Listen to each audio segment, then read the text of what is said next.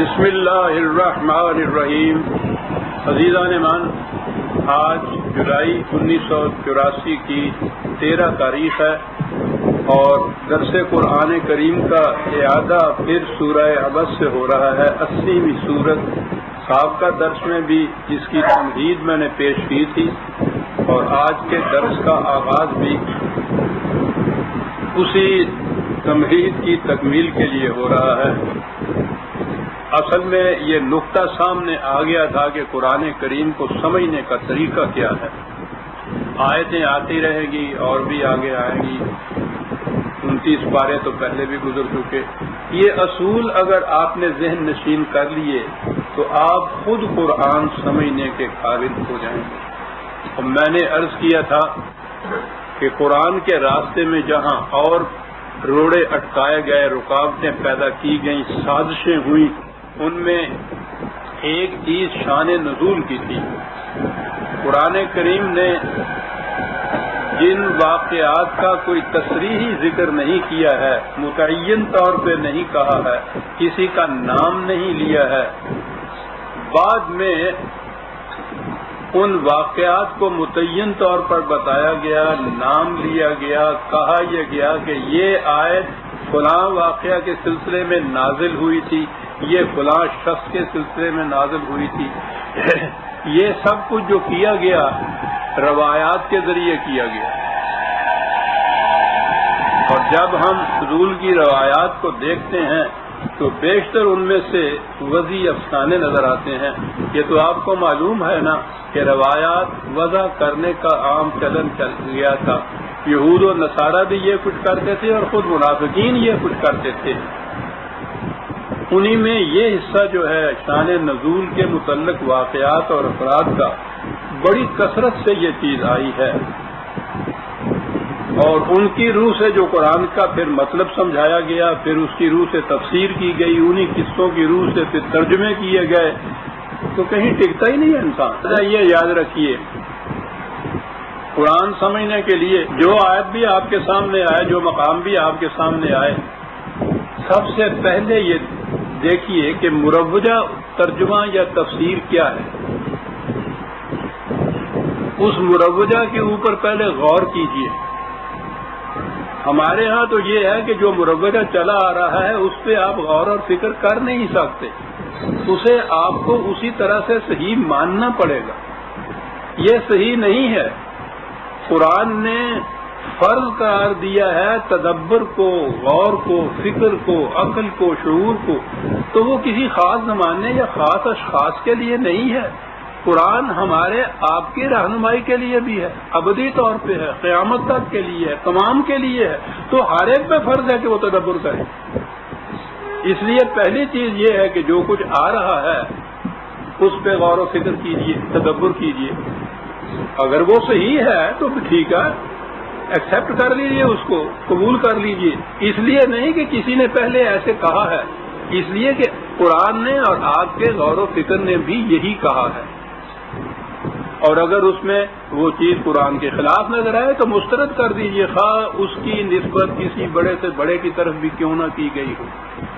احادیث کے سلسلے میں تو مسلک یہ ہے کہ یہ نبی اکرم صلی اللہ علیہ وسلم کی حدیث نہیں ہو سکتی کیونکہ یہ قرآن کے خلاف ہے، رسول صلی اللہ علیہ وسلم کی ذات کی عظمت کے خلاف ہے، صحابہ کرام کے خلاف ہے. جہاں یہ چیزیں آئیں اس کو مسترد کر دیجیے. اب اس کی مثال آپ دیکھیے.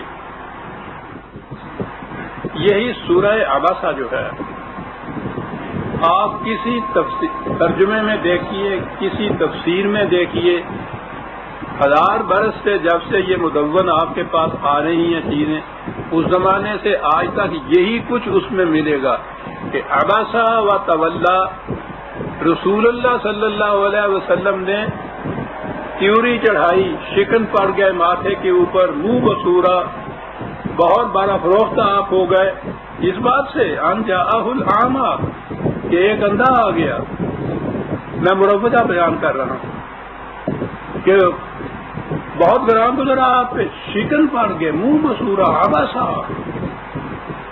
اس بات سے ایک اندھا کیوں آ گیا؟ پھر کہا یہ کہ قریش کے کچھ بڑے بڑے سردار بیٹھے تھے، آپ ان کو واضح و نصیحت کر رہے تھے، تبلیغ کر رہے تھے، اور وہ ماحول بڑا عمدہ آ رہا تھا، اور اتنے میں ایک صحابی کا نام ہے ابن مکتوم کہ جی وہ آ گئے اور وہ آ کے بیٹھے، اور رسول اللہ صلی اللہ علیہ وسلم کو ایک بڑا گراں گزرا، ایسا کہ وہ عبس و تولی، سخت قسم کے الفاظ ہیں کہ خدا کو یہ کہنا بڑا ہے شکن پڑ گیا، منہ بسور لیا تم نے، خدا رسول سے کہ یہ اندھا کیوں آ گیا درمیان میں۔ اب یہی وہ جو مروجہ ہے نا، میں اسی کے مطابق پہلے عرض کیے جا رہا ہوں، وَمَا يُدْرِيكَ لَعَلَّهُ يَزَّكَّىٰ أَوْ يَذَّكَّرُ فَتَنفَعَهُ الذِّكْرَىٰ۔ رسول سے خدا کہہ رہا ہے کہ تجھے کیا پتا ہے کہ یہ جو آیا ہے یہ کتنا فائدہ اٹھا جائے، اس سے اس کے اخلاق سمر جائیں، اس کی ذات میں نشو و نما ہو جائے۔ ویسے ہی ہے، یہ سمجھ سوچ کے بھی اس کے اوپر اگر عمل کرے تو اس کو بہت فائدہ ہو جائے۔ تمہیں کیا پتا ہے اس چیز کا، اور تم نے اس کے آنے کے اوپر منہ بسور لیا اور ماتھے پہ شگن پڑ گئے۔ رسول اللہ سے پھر سوچ لیجیے، مروجہ تراجم کی روح سے اور تفسیر کی روح سے میں یہ عرض کر رہا ہوں، اما من استغنا فانت لہو تصدع۔ تو یہ جو مستغنی ہیں، پرواہ نہیں کرتے لیکن مال و دولت والے ہیں، تو ان کے پیچھے پڑا ہوا ہے کہ صاحب یہ کسی طرح سے مسلمان ہو جائیں، اور یہ غریب جو آیا ہے اس طرح سے اس کی پرواہ، یہ نہیں کہ پرواہ نہیں کی آپ نے، شکن پڑ گئے ہیں تمہارے ماتھے کے اوپر۔ سوچ رہے ہیں آپ کس کے متعلق کہا جا رہا ہے؟ خدا نے نہیں، قرآن کریم میں یہ نہیں ہے کہ یہ کس کے متعلق ہے۔ یہ ان روایات کی روح سے یہ ہوا ہے کہ یہ رسول اللہ صلی اللہ علیہ وسلم کے متعلق، انت لہو تصدع وما علیک الا یزکا، تیرے ذمے تھوڑا یہ لگا ہوا ہے کہ تو ان تمام کو مسلمان کر دے جن کے پیچھے یہ کر رہا ہے۔ واما من جاءک یسعی وهو یخشی فانت عنہ تلہی۔ یہ جو مستغنی اپنے آپ کو سمجھتے ہیں، ضرورت ہی نہیں سمجھتے نہ اس پیغام کی، نہ اس قرآن کی، نہ اس تلقین کی، اور مال و دولت والے ہیں، مستغنی ہیں، تیری کیفیت یہ ہے کہ تو ان کے پیچھے لگا ہوا ہے کہ یہ کسی طرح سے مسلمان ہو جائے۔ اور وہ جو آیا ہے یخشا، دل میں خدا کا خوف لیے ہوئے، قلب کو جھکائے ہوئے، نہایت اخلاص کے ساتھ تمہارے پاس وہ آیا ہے، فانت عنہ تلہی، تو اس کی طرف سے بے رخی برت رہا ہے۔ بے رخی نہیں ہے، بلکہ کیفیت یہ ہے کہ تمہارے ماتھے پہ شکن پڑ گیا کہ وہ آیا کیوں ہے۔ یہ ہے عزیزان من مروجہ تفاسیر اور ان کی روح سے تراجم آپ کے ہاں۔ یہ قرآن نے یہ نام نہیں لیا بتا میں کہ فاعل اس کا کون ہے، اس کے ماتھے پہ تیوریاں پڑی، اتنا افسردہ ہو، اگلی باتیں ساری اس کے متعلق ہیں، کچھ رسول اللہ صلی اللہ علیہ وسلم کے متعلق۔ تو میں نے عرض کیا کہ جو مروجہ چلا آ رہا ہے اس پہ کھڑے ہو کے غور کرو۔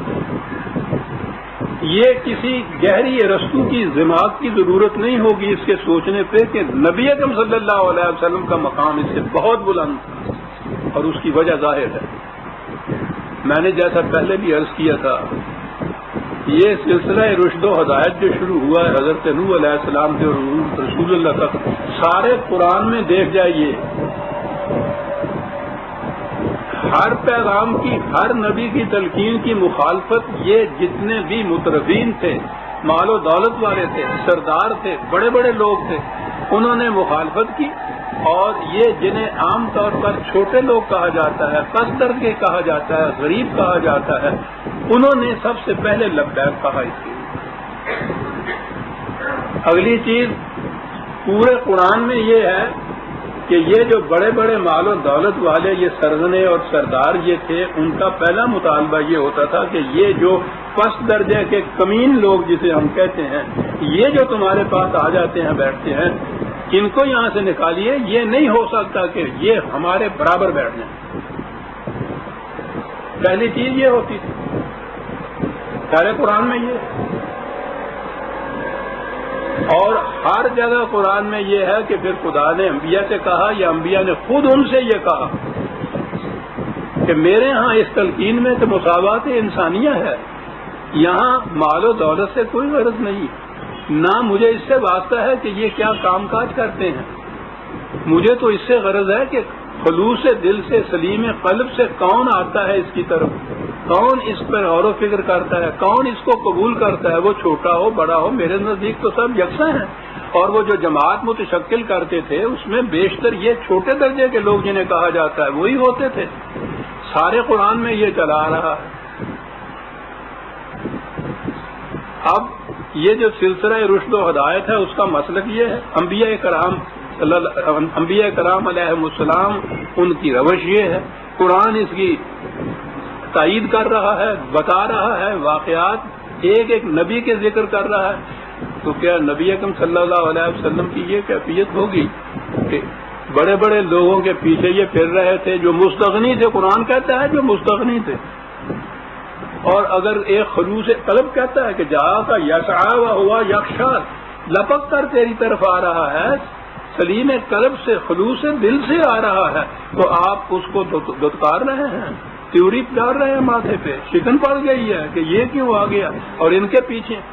پہلی چیز یہ کہ یہ سوچیے تو صحیح کہ سارا سلسلہ جو قرآن نے رشد و ہدایت اور انبیاء کرام کی تلقین و تعلیم کا بتایا یہ اس کے خلاف جا رہی ہے.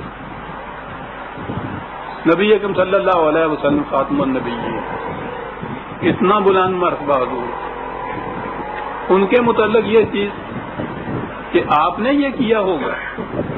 میں عرض کر رہا ہوں تدبر پہلے چاہیے. تدبر کی روح سے یہ چیز سمجھ آ جائے گی کہ یہ قرآن کے خلاف ہے، حضور کی سیرت کے خلاف ہے.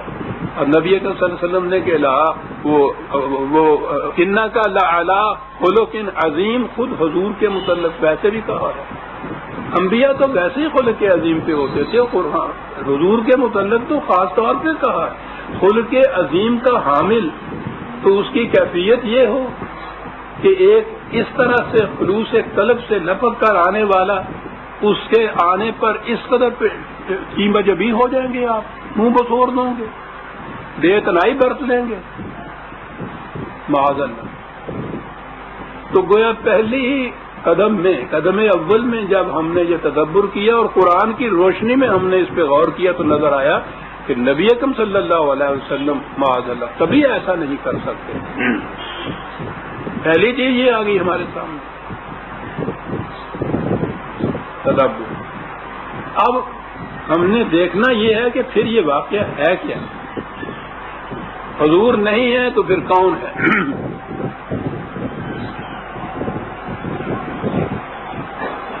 اس کا مفہوم کیا ہے اس آیت میں؟ قرآن نے تو یہاں سے بات شروع کی ہے عبس و تولی. فاعل نہیں بتایا عبس و تولی، کس نے یہ کیا ہے نہیں بتایا ہے. پہلی چیز تو تدبر سے یہ ہوئی کہ حضور نہیں ہے کم از کم. سیدھی بات یہ کون ہے؟ وہی دوسرا طریقہ جو ہے قرآن سمجھنے کا، تصریف آیات. دوسرے مقامات میں دیکھیے کہ کیا آیا ہے قرآن میں، کیا اس سے اس پہ کوئی روشنی پڑتی ہے؟ یہ یقیناً قرآن کا دعویٰ ہے کہ تصریف آیات میں سے میں اپنا ہر مقام سمجھا دیتا ہوں. آئیے دیکھیں تصریف آیات. عزیزان من، میں پھر وہ بڑا تعصب جو بار بار میں دہرایا کرتا ہوں، قرآن کے نسخے آپ کے ہاتھ میں ہوتے، آپ کے سامنے آیات ہوتی تو بات سمجھ میں آپ کی آتی. پھر یہ طریقہ بھی سمجھ میں آپ کے آتا کہ تصریف آیات سے ہوتا کیا ہے، کیسے بات سمجھ میں آتی ہے. بہرحال یہ تو آپ کا کام تھا، میرا فریضہ تو پیش کرنا تھا. اور میں خاص طور پہ اس لیے کہہ رہا ہوں کہ شاید ان باتوں کے دہرانے کا پھر وقت نہ آئے، آپ کو افسوس رہ جائے گا. تو کم از کم نوٹ تو کہیں کرتے چلے جائیے، حوالے تو کہیں لکھتے چلے جائیے، بعد میں آپ کے کام آئیں گے. قرآن کیا بتاتا ہے؟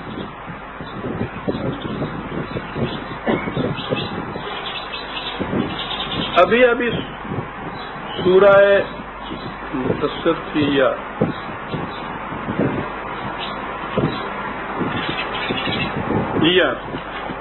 سورہ مدثر 74ویں سورت.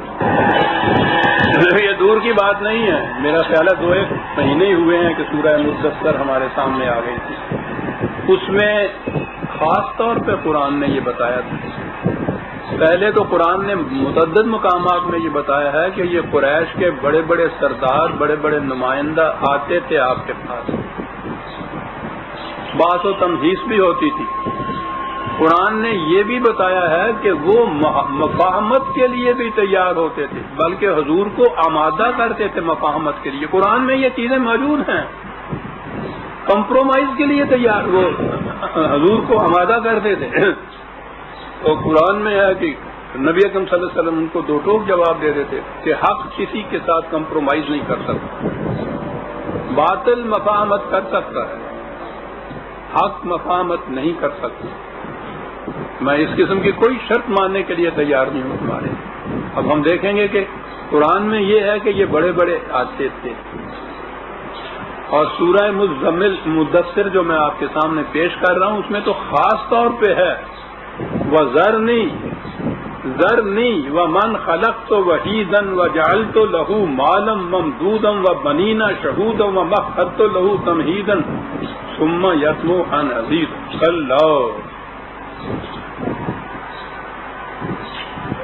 یہ جو سزار آیا ہے آج، نمائندہ آیا ہے قریش کا، انہوں نے پھر کوئی نمائندہ بھیجا ہے. کیا کیفیت ہے اس کی؟ بڑا مال دولت اس کے پاس، بہت بڑا جتھا اور قبیلہ اس کے پاس. قریش کا نمائندہ، نسبی اور نسلی تفاخر میں انتہا پر پہنچے ہو یہ لوگ.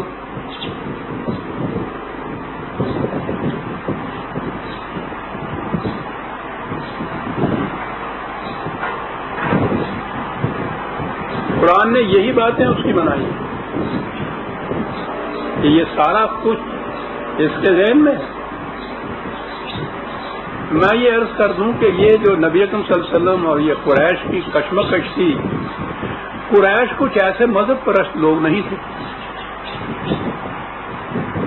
بڑے جسے کھلے ڈلے کہنے نہ، یہ اس قسم کے لوگ تھے. مذہب کے معاملے میں بھی اس قسم کے لوگ تھے.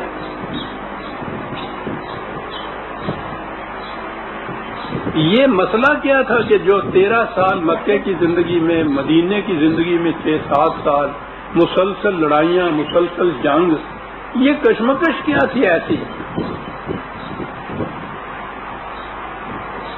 کہ جی یہ آپ مسلمان ان کو بت پرستی سے منع کر جاتے. خود ان کے ہاں بتوں کی کیا کیفیت تھی وہ میں کسی دوسرے کو سناؤں گا، کئی دفعہ سنا بھی چکا ہوں. ان کا ایک سردار تھا نا، اس کے باپ کو کسی نے قتل کر دیا، تو وہ ان باتوں کے پوچھنے کے لیے بتوں کے پاس آیا کرتے تھے. اور طریقہ یہ تھا، وہ پجاری تیر چلاتے تھے 3، وہ ایک کے اوپر نہ لکھا ہوتا تھا، ایک پہ ہاں لکھا ہوتا تھا. تو اگر 2 تیر ہاں والے آ جائیں تو پھر ہوتا تھا کہ ٹھیک ہے جو تم چاہتے ہو کرو، نہ والے ہو جائیں تو روک دیا جاتا تھا. اور وہاں آیا اور وہاں اس بت سے پوچھ کے تیر چلائے، نہ نکلی، دوسرے پہ بھی نہ نکلی، تیسرے پہ بھی نہ نکلی، تو ترکش تیروں کا لے کے مٹھا دبا مارا اس کے منہ پہ. تیری ایسی کی تیسی، تیرے باپ کو وہ قتل کر دیتا تو پھر میں دیکھتا تو کس طرح سے نہ کہتا، کرتا رہو نہ میں تو قتل بدل لوں گا. یہ تھی ان کی حالت. وہ تو اپنے معبودوں کو بھی نہیں چھوڑتے تھے، مذہب پرست نہیں. بات کیا تھی؟ بات وہی ہے جو اقبال نے نوحہ ابو جہل کی.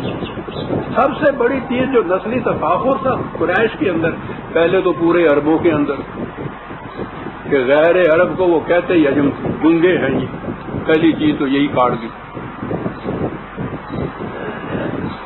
یہ جو رنگ کا مسئلہ تھا، ذرا سا بھی کسی کا، وہ جو آج کل بھی بڑا زور ہے تاثیر جسے کہتے ہیں، ذرا سی سیاہ رنگت ہوئی تو انہوں نے اٹک کے پھینک دی. اپنے ہاں عربوں کے ہاں قریش سے دوسرے قبیلے جو تھے، ان قبائل کو بھی اپنے سے پست جانتے تھے، اپنے برابر نہیں جانتے تھے. ان کی نسلی تفاخر کی یہ کیفیت تھی کہ بدر کے میدان میں جب وہ آئے ہیں لڑنے کے لیے، ایک لڑائی ان میں ایسی ہوتی تھی جس میں ایک ایک آدمی آتا تھا دونوں طرف سے، اور وہ دونوں لڑتے تھے. ادھر سے قریش کی طرف سے ایک آیا، ادھر سے ایک، انصار میں سے ایک کیا. مدینے کے انصار، یہ قریش نہیں تھے، انصار تھے. اور ویسے بھی یہ عام طور سے کھیتی باڑی کرتے تھے. قریش ان کو بڑی حقارت کی نگاہ سے دیکھا کرتے تھے. وہ آیا تو پہلے آ کے پکار کے اپنا نام اور اپنا تعارف کراتے تھے انہوں نے جو اپنا تعارف کرایا تو اس شخص نے کہا کہ کسی قریش کو بھیجو، ہم اس کے ساتھ لڑنا اپنے لیے باعث حتف سمجھتے ہیں، واپس چلا گیا۔ وہ تو ان کے ساتھ جنگ کرنا، لڑائی کرنا بھی اپنے لیے باعث ذلت سمجھتے ہیں، قریش یہ تھے۔ اور ادھر کیفیت یہ کہ آواز دی حضور نے، اور جس نے لپک کے اس پہ لبیک کہا گلے سے لگا لیا۔ حبش کا بلال، روم کا مزدور صہیب کا مقام تھے ان لوگوں کے۔ حضرت عمر سے پوچھا گیا کہ آپ کے جنازے کی نماز کون پڑھائے، تو انہوں نے کہا وہ مزدور صہیب، میرے جنازے کی نماز مزدور پڑھائے گا۔ فارس کا سلمان، عمار، یہ بیشتر تو یہ غلام ہی تھے جو آزاد ہوئے تھے، اور پھر مختلف ملکوں کے تھے، حبش کے جتنے لوگ تھے وہاں سارے، یہ سارے کے سارے صحابہ کی جماعت کے اندر تھے، جس میں کوئی تفاوت نہیں۔ محمد الرسول اللہ والذین معہ کے اندر یہ تمام شامل ہیں، یکساں شامل ہیں، اخوت ہے، مساوات ہے۔ یہ ان کی ادھر یہ جماعت، ادھر وہ قریش والی صورت کہ غیر قریش سے جنگ کرنا بھی باعث حد تک سمجھتے تھے اپنے غیر۔ یہ چیزیں اہم ہیں اور بڑی ضروری سمجھنے کی ہیں، پھر یہ آیات سمجھ میں آئیں گی کہ ہوا کیا۔ ان کا نمائندہ آ رہا ہے،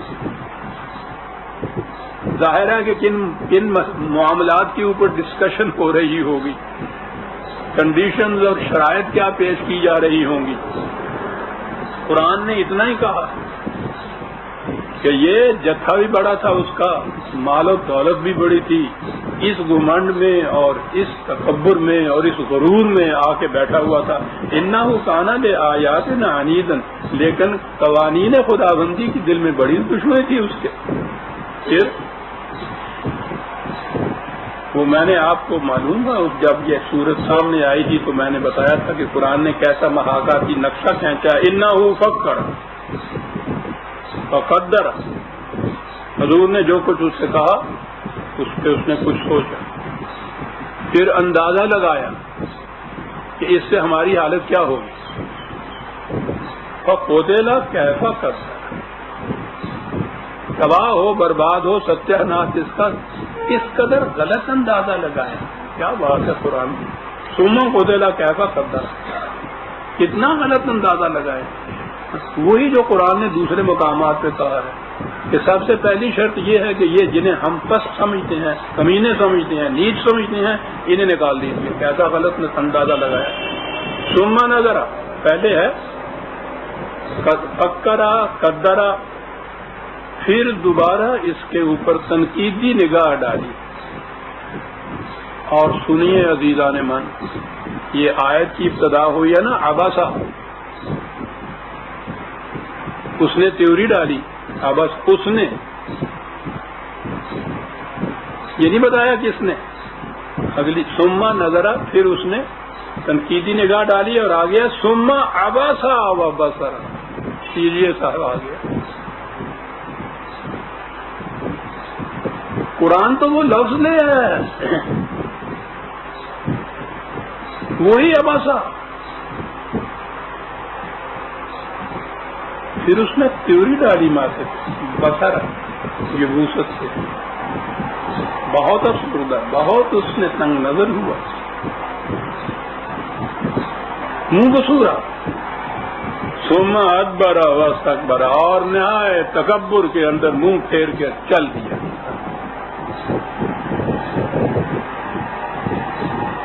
یہ چند ہی صورتیں پہلے یہ سارا کچھ ہمارے سامنے آ رہا ہے۔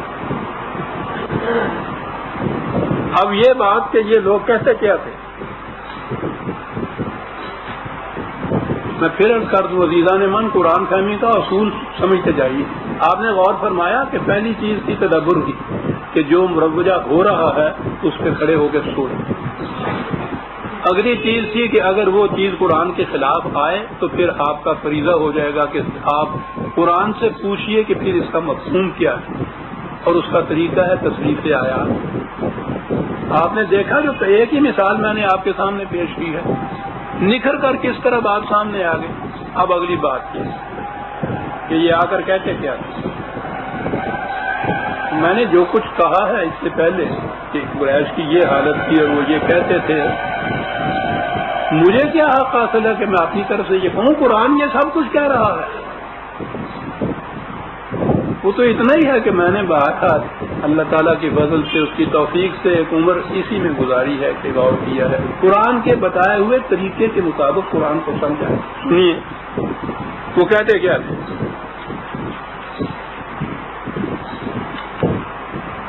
یہ حوالہ آپ نے لکھ لیا ہے، یہ آیت سورہ مدثر کی 74/11 سے 23 تک آیت 74/11-23۔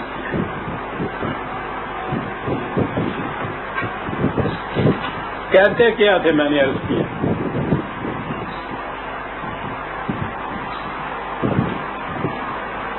بعض و تمہیز کے بعد یہ ہے جی 6/53 6/53 53۔ وہ کہتے یہ تھے ہؤلاء من اللہ علیہم من بیننا،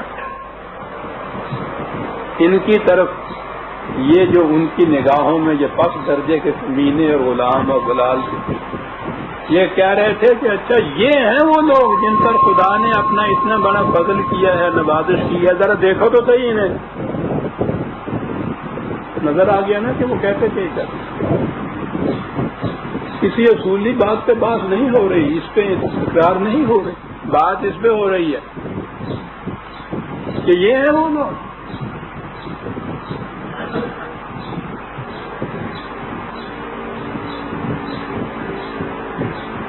مطالبہ کیا تھا؟ قرآن کریم نے نبی اکرم صلی اللہ علیہ وسلم کو جو کہا ہے اس سے نظر آتا ہے ان کا مطالبہ کیا تھا۔ اور سورہ یونس میں اور ہود میں یہ ہے کہ ان کے ساتھ مفاہمت نہ کرنا اس معاملے میں۔ کیا بات تھی؟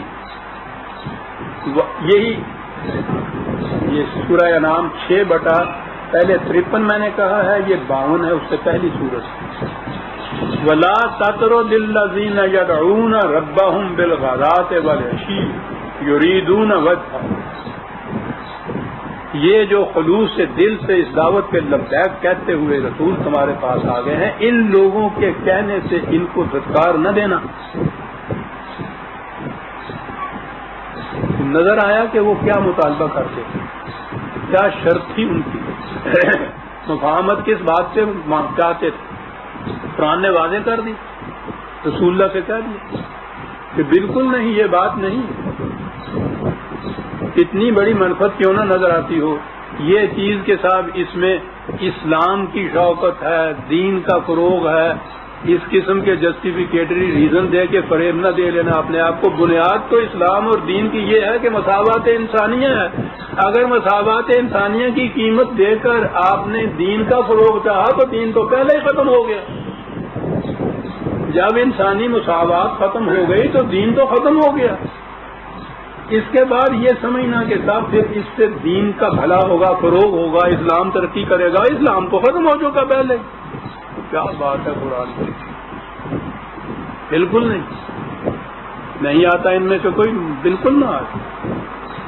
اسلام نے ووٹس نہیں دینے ہیں کہ گنتی ان کو چاہیے کہ کتنے آدمی ساتھ ہیں، وہ تو دیکھتا یہ ہے، کوالٹی دیکھتا ہے، خلوص قلب کتنا ہے، یہ لوگ کس قدر دل کی چاہت سے جھک کر آتے ہیں اس اسلام کی طرف۔ وَمَا لَكَ مِنْ حِسَابِهِمْ مِنْ شَيْءٍ وَمَا مِنْ حِسَابِكَ عَلَيْهِمْ مِنْ شَيْءٍ۔ یہ کیا کام کاج کرتے ہیں بیچارے، وہ حضرت نوح کے زمانے میں انہوں نے کہا تھا یہ کنجڑے ہیں، سبزیاں بیچتے ہیں، یہ کوئی موچی ہے، ان میں سے کوئی ترخان ہے، کوئی لوہار ہے۔ یہاں حضور کو یہ کہا یہ کیا کام کرتے ہیں یہ لوگ، تم سے یہ کہتے ہیں کہ بتاؤ تو صحیح کہ ہمارے، یعنی وہ تو قریش کا زمانہ 1400 سال کا، اب تو بکھر گئی وہ چیز ہماری تقسیم سے، بیشتر ہمارے جو گاؤں تھے اس گاؤں کے اندر جو ذمہ دار راجپوت یا جات وغیرہ ہوتے تھے وہ گاؤں کے کمہار اور لوہار کو اپنی چارپائی میں بیٹھنے نہیں دیتے تھے۔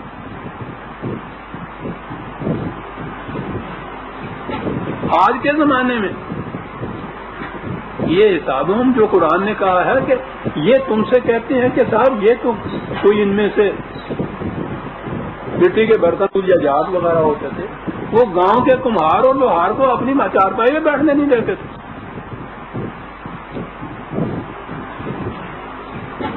آج کے زمانے میں یہ حسابہم جو قرآن نے کہا ہے کہ یہ تم سے کہتے ہیں کہ صاحب یہ تو کوئی ان میں سے مٹی کے برتن بتاتا ہے، کوئی لوہار کا کام کرتا ہے، کوئی کنجڑے کا کام کرتا ہے. کہا اس سے غرض نہیں ہے کہ یہ کام کیا کرتے ہیں، سوال تو یہ ہے کہ دین میں ان کا مقام کیا ہے. ان کی ان باتوں میں نہ آ جانا. فَتَطْرُدَهُمْ فَتَكُونَ مِنَ الظَّالِمِينَ. اگر ان کو دھتکار دیا، اس قیمتی متاع کو دھتکار دیا تو تم ظالموں میں سے ہو جاؤ گے. رسول اللہ سے کہا جا رہا ہے. قدم قدم پہ سوچتے چلے جائیے. وہ جو مفہوم لیا جاتا ہے آپ ابا اللہ کے رسول نے یہ کیا تھا، دیکھ رہے ہیں قرآن کس طرح اس کی تردید کرتا چلا جا رہا ہے. خدا کے اتنے واضح احکام کے بعد بھی آپ سوچتے ہیں کہ رسول اللہ نے یہ کہا کیا ہو. جی دھتکارنا نہیں، ان کو بڑی گرام بہا متاع ہے. یہ ایک اور ریفرنس لے لیجیے، بڑے اہم مقام ہے عزیزان من.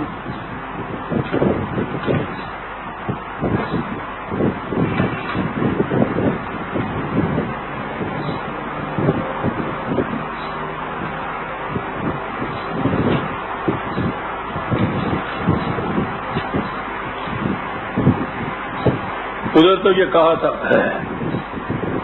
کہ ان کو کہیں دھتکار نہ دینا، ادھر مثبت ہے.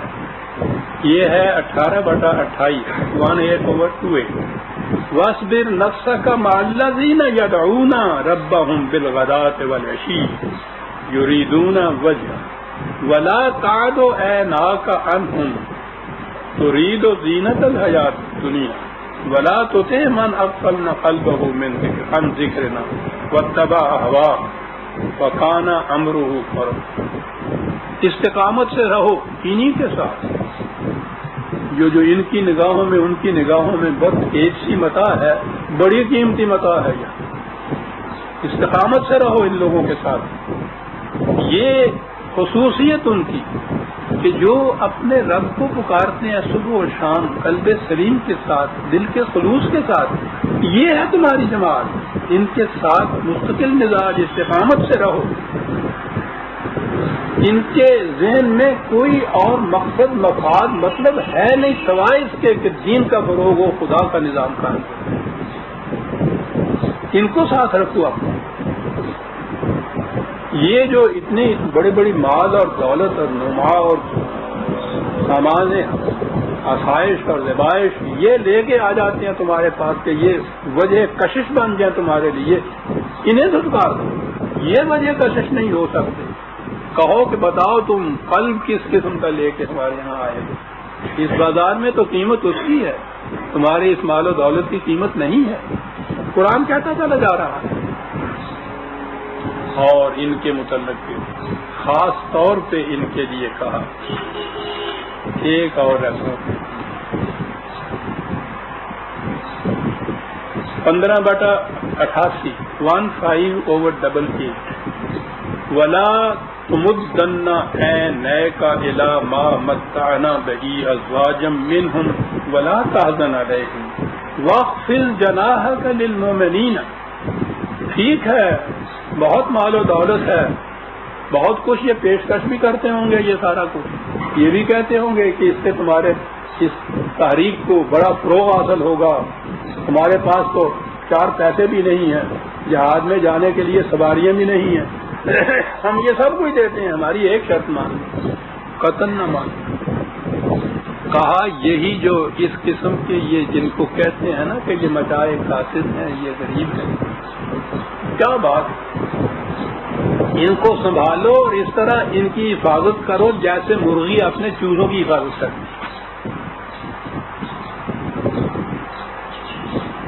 یہ چیزیں قرآن کے مشتمل مقامات میں ہیں. میں نے چند ایک صرف حوالے دیے ہیں آپ. اس سے آپ نے دیکھ لیا کہ تصریف آیات سے بات کیسے صاف ہو جاتی ہے. بات یہ ہمارے سامنے آئی، اباسا کا تو لفظ ہی آ گیا کہ یہ قریش کے یا تو کچھ بڑے بڑے سردار تھے یا شاید ایک ہی سردار تھا. جو کچھ قرآن نے بتایا ہے نا کہ وہ آیا کرتے تھے، آ کے پھر رسول اللہ کے ساتھ اس معاملے میں گفتگو کیا کرتے تھے، بات کیا کرتے تھے. آپ بھی کوشش کرتے تھے کہ وہ لوگ کسی طرح سے سمجھ جائیں، صحیح راستے پہ آ جائیں. ٹھیک ہے، یہ ہوا کرتا تھا. اور یہ چیز بھی قرآن نے بتائی کہ بات یہ ہوتی تھی کہ ان کی نگاہوں میں یہ لوگ پست درجے کے جو تھے، کمین لوگ جن کو وہ کہتے تھے، اپنے سے پست خیال کرتے تھے. پہلی چیز یہ ہوتی تھی کہ وہ انہیں بہت نفرت کی نگاہ سے دیکھتے تھے. اب یہ چیزیں ہمارے سامنے تصریف آیات سے آ گئی. اب آئیے قرآن کی طرف. اس اباسا کو دیکھ کے کہ وہ قریش کا ایک نمائندہ مال و دولت میں مستغنی وہ آیا ہوا ہے، بیٹھا ہوا ہے. اور اتنے میں ان جاءہ الاعمیٰ، یہ تو محفل نبوی صلی اللہ علیہ وسلم ہے، بارگاہ نبوی ہے. کسی شہنشاہ کا دربار تو نہیں ہے، کسی بڑے سردار کا دربار نہیں ہے کہ وہاں کسی غریب آدمی کی، کسی چھوٹے آدمی کی وہاں باریابی نہیں ہو سکتی. تو کھلا ہوا دربار تھا. ٹھیک ہے. ان جاءہ الاعمیٰ، لفظ اعمیٰ کے اندر عربی زبان میں اعمیٰ نابینا کو بھی کہتے ہیں، اندھے کو بھی کہتے ہیں، اور جو مال و دولت سے محروم ہو اسے بھی کہتے ہیں. جامع لفظ قرآن یہاں لے آیا ہے، اندھا بھی اور غریب بھی. پہلی چیز تو یہ بھی معلوم نہیں کیسے عام طور پر یہاں ہمارے ہاں بھی اندھے کو بڑی حقارت کی نظر سے دیکھا جاتا ہے. عجیب بات ہے یہ. حالانکہ وہ تو بڑی ہمدردی کے قابل ہوتا ہے. پہلے تو اندھا ہونا ہی، پھر غریب ہونا بھی. اس سے غرض نہیں ہے کہ وہ کون تھا.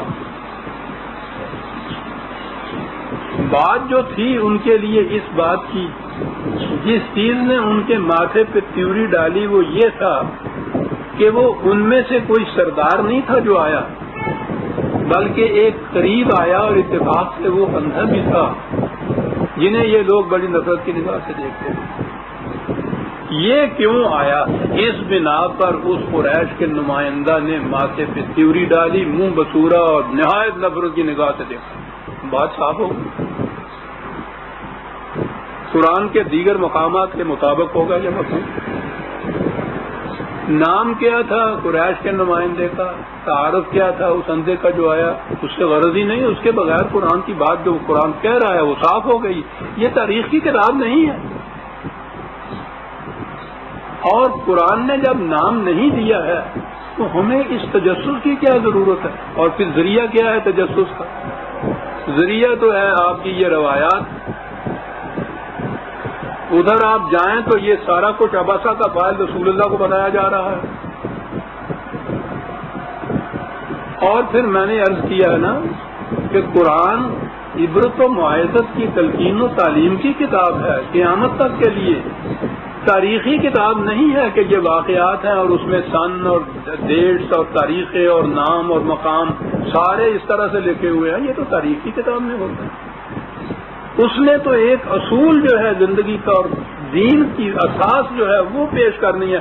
اور وہ یہ چیز تھی کہ یہ بڑے بڑے مالدار لوگ، سردار لوگ، نفرت کے پروردہ لوگ وہ برداشت ہی نہیں کرتے تھے کہ یہ چھوٹے درجے کے لوگ جو ہیں وہ اس جماعت کے اندر آ جائیں. ان جاءہ الاعمیٰ.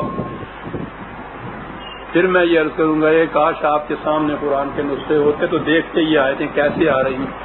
وَمَا يُدْرِيكَ لَعَلَّهُ يَزَّكَّىٰ. اب یہاں پھر یہ وہ کہتے ہیں کہ رسول اللہ سے قرآن کہہ رہا ہے کہ تمہیں کیا پتا ہے کہ یہ اس سے نصیحت حاصل کر لے اور باقی کا بن جائے. رسول اللہ سے نہیں کہا جائے. یہ خدا کی طرف سے وہی آ رہی ہے. رسول اللہ سے کہا جا رہا ہے کہ اس سے کہو جس نے منہ بسورا ہے اور تجویز ڈالی ہے کہ یہ اندھا کیوں آ گیا، اسے کہو کہ تمہیں کیا پتا ہے کہ یہ اندھا تم سے بھی زیادہ قرآن کی تعلیم، خدا کے احکام کی پیروی کرنے والا اور اپنی اصلاح کرنے والا، کہو اس سے بادشاہ ہے۔ وہی نے رسول اللہ صلی اللہ علیہ وسلم کی لسان مبارک کی زبان سے یہ کہلوایا ہے کہ اس سے کہو، جس پہ بڑا گراں گزرا ہے اس شخص کا آنا، اس سے کہو کہ تمہیں کیا پتا ہے کہ یہی شخص جو ہے، یہ جو اس تعلیم سے اس کے اخلاق کتنے سنور جائیں، اس کی زندگی کتنی سنور جائے۔ یہ پہلا لفظ ہے یزکا۔ قرآن کے تو ایک ایک لفظ میں بات عجیب آ جاتی ہے۔ یا کام از کم و دوسرا لفظ ہے او یذکرو فتنفعہ الذکریٰ، تنفع۔ قرآن کی تعلیم سے دو باتیں، ایک چیز تو یہ ہے کہ ذہنی طور پر اس کو اگر سمجھا جائے تو حقائق اور معارف اس کے سامنے میں آتے ہیں، وہ بھی بڑی منفعت بخش چیز ہوتی ہے۔ دوسری چیز یہ ہے کہ ان کے اوپر عمل کیا جائے تو انسان کی زندگی، اس کی سیرت سنورتی ہے، یہ اس سے بھی بڑی چیز۔ دو چیزیں قرآن آؤ کہہ کے لایا ہے، کیا بات ہے؟ تمہیں کیا پتا ہے کہ اگر یہ فرض کرو صرف ذہنی طور پر ہی سمجھ لے تو پھر بھی بہت فائدہ مند ہوگا اس کے لیے، یہ سمجھنے کے لیے آیا ہے، اور اس کے بعد اگر اس کے اوپر عمل کرے گا تو زندگی سنورے گی۔ وہی نبی اکرم صلی اللہ علیہ وسلم کی زبان سے اس قریش کے نمائندے سے یہ کہہ رہے ہیں کہ تو جو اس کے آنے پہ تمہیں اتنا ناگوار گزرا ہے، تمہیں کیا پتا ہے کہ یہ جو اس طرح سے دل کی کشش سے آیا ہے، ذہنی طور پہ کتنی اس سے فائدہ اٹھا سکے، قلبی طور پہ اس کا قلب کتنا سنور جائے، تجھے کیا پتا اس چیز کا جا۔ اما من استغنا فانت لہ تصدق، اور یہ وہی اسی سے کہا جا رہا ہے۔ اس کیفیت یہ ہے کہ اس کے مقابلے میں تو چاہتا یہ ہے کہ یہ جو بڑے بڑے سردار ہیں، بڑے بڑے مالدار ہیں، یہ جو مستغنی سمجھتے ہیں اپنے آپ کو خدا کے قوانین سے، ان اقدار سے، ان کی پرواہ نہیں کرتے، اس کا کہتے ہیں ہمیں اس کی ضرورت نہیں ہے، تو تم یہ مجھ سے چاہتے ہو کہ میں ان کے پیچھے پھروں، ان کی پرواہ کروں، ان سے بے اعتنائی برتوں۔ یہ رسول اللہ صلی اللہ علیہ وسلم مجھ سے کہہ رہے ہیں، کتنی بات صاف ہوتی چلی جا رہی ہے۔ وہ تصریح آیات سے مفہوم متعین کر رہے تھے، فانتا لہو تصدق وما علیک الا یزکا۔ یہ بات جو ہے، یہ مستغنی جو ہے، جو اس طرح سے نہیں آتا، اس کی اگر نہیں سیرت سمجھتی تو اس کا وہ خود ذمہ دار ہے، میں اس کا ذمہ دار نہیں ہوں۔ کہا جائے کہ آپ نے اس کی طرف توجہ نہیں دی اس لیے وہ ایسا ہو گیا، وہ توجہ لینا ہی نہیں چاہتا تھا، وہ ادھر خیال ہی نہیں کرنا چاہتا تھا، وہ اس کو اپنے آپ کو مستغنی سمجھتا تھا، وہ اس کی احتیاج ہی نہیں سمجھتا تھا۔ جو احتیاج ہی نہیں سمجھتا، سمجھنا ہی نہیں چاہتا، اگر وہ اس سے فائدہ نہیں اٹھاتا تو رسول اللہ سے کہا کہ میں اس کا ذمہ دار نہیں ہوں، وہ خود ذمہ دار ہے کہ وہ اس سے اپنے آپ کو مستغنی سمجھتا ہے۔ وَأَمَّا مَنْ جَاءَكَ يَسْعَىٰ وَهُوَ يَخْشَىٰ فَأَنْتَ عَنْهُ تَلَهَّىٰ، کہ کہو کہ تم یہ چاہتے ہو کہ جو شخص اس طرح سے دل کی کشش سے خدا کا احساس لیے ہوئے لپک کر دوڑ کر میرے پاس آئے، تم یہ چاہتے ہو کہ میں اس سے بے اعتنائی برتوں، بے توجہی برتوں اس سے؟ اللہ کیا بات، اس اللہ نے تو ساری بات کہا گیا۔ تم یہ چاہتے ہو مجھ سے کہ میں یہ کروں، اللہ میں ہرگز یہ نہیں کر سکتا۔ عربی زبان جاننے والے جانتے ہیں کہ کلّا کہاں ہے، کلّا قطعاً یہ نہیں ہو سکتا، ناممکن ہے جو تم مجھ سے چاہتے ہو، ایسا نہیں ہو سکتا۔ کیوں نہیں ہو سکتا ہے؟ انہا تذکرۃ، قرآن تو تمام نوع انسانی کے لیے کھلا ہوا ضابطہ حیات ہے۔ اس میں یہ تفریق کہ یہ مالدار ہے، یہ سردار ہے، یہ سرغنہ ہے، یہ غریب ہے، یہ اندر ہے، اس میں یہ تفریق کیا ہے؟ یہ تو سورج ہے، جو بھی آنکھیں کھولے گا اس کو یہ روشنی دے دے گا، اس میں غریب اور مالدار کی تفریق ہی نہیں ہے۔ انہا تذکرۃ فمن شاء ذکرہ، جو بھی چاہتا ہے اس سے نصیحت حاصل کرنا وہ نصیحت حاصل کر سکتا ہے۔ یہاں معیار یہ ہے کہ نصیحت کون حاصل کرنا چاہتا ہے، جو کرنا چاہتا ہے اس پر دروازے بند نہیں کیے جا سکتے، جو نہیں چاہتا اس کو زبردستی اس کو اس طرف نہیں لایا جا سکتا۔ فمن شاء ذکرہ،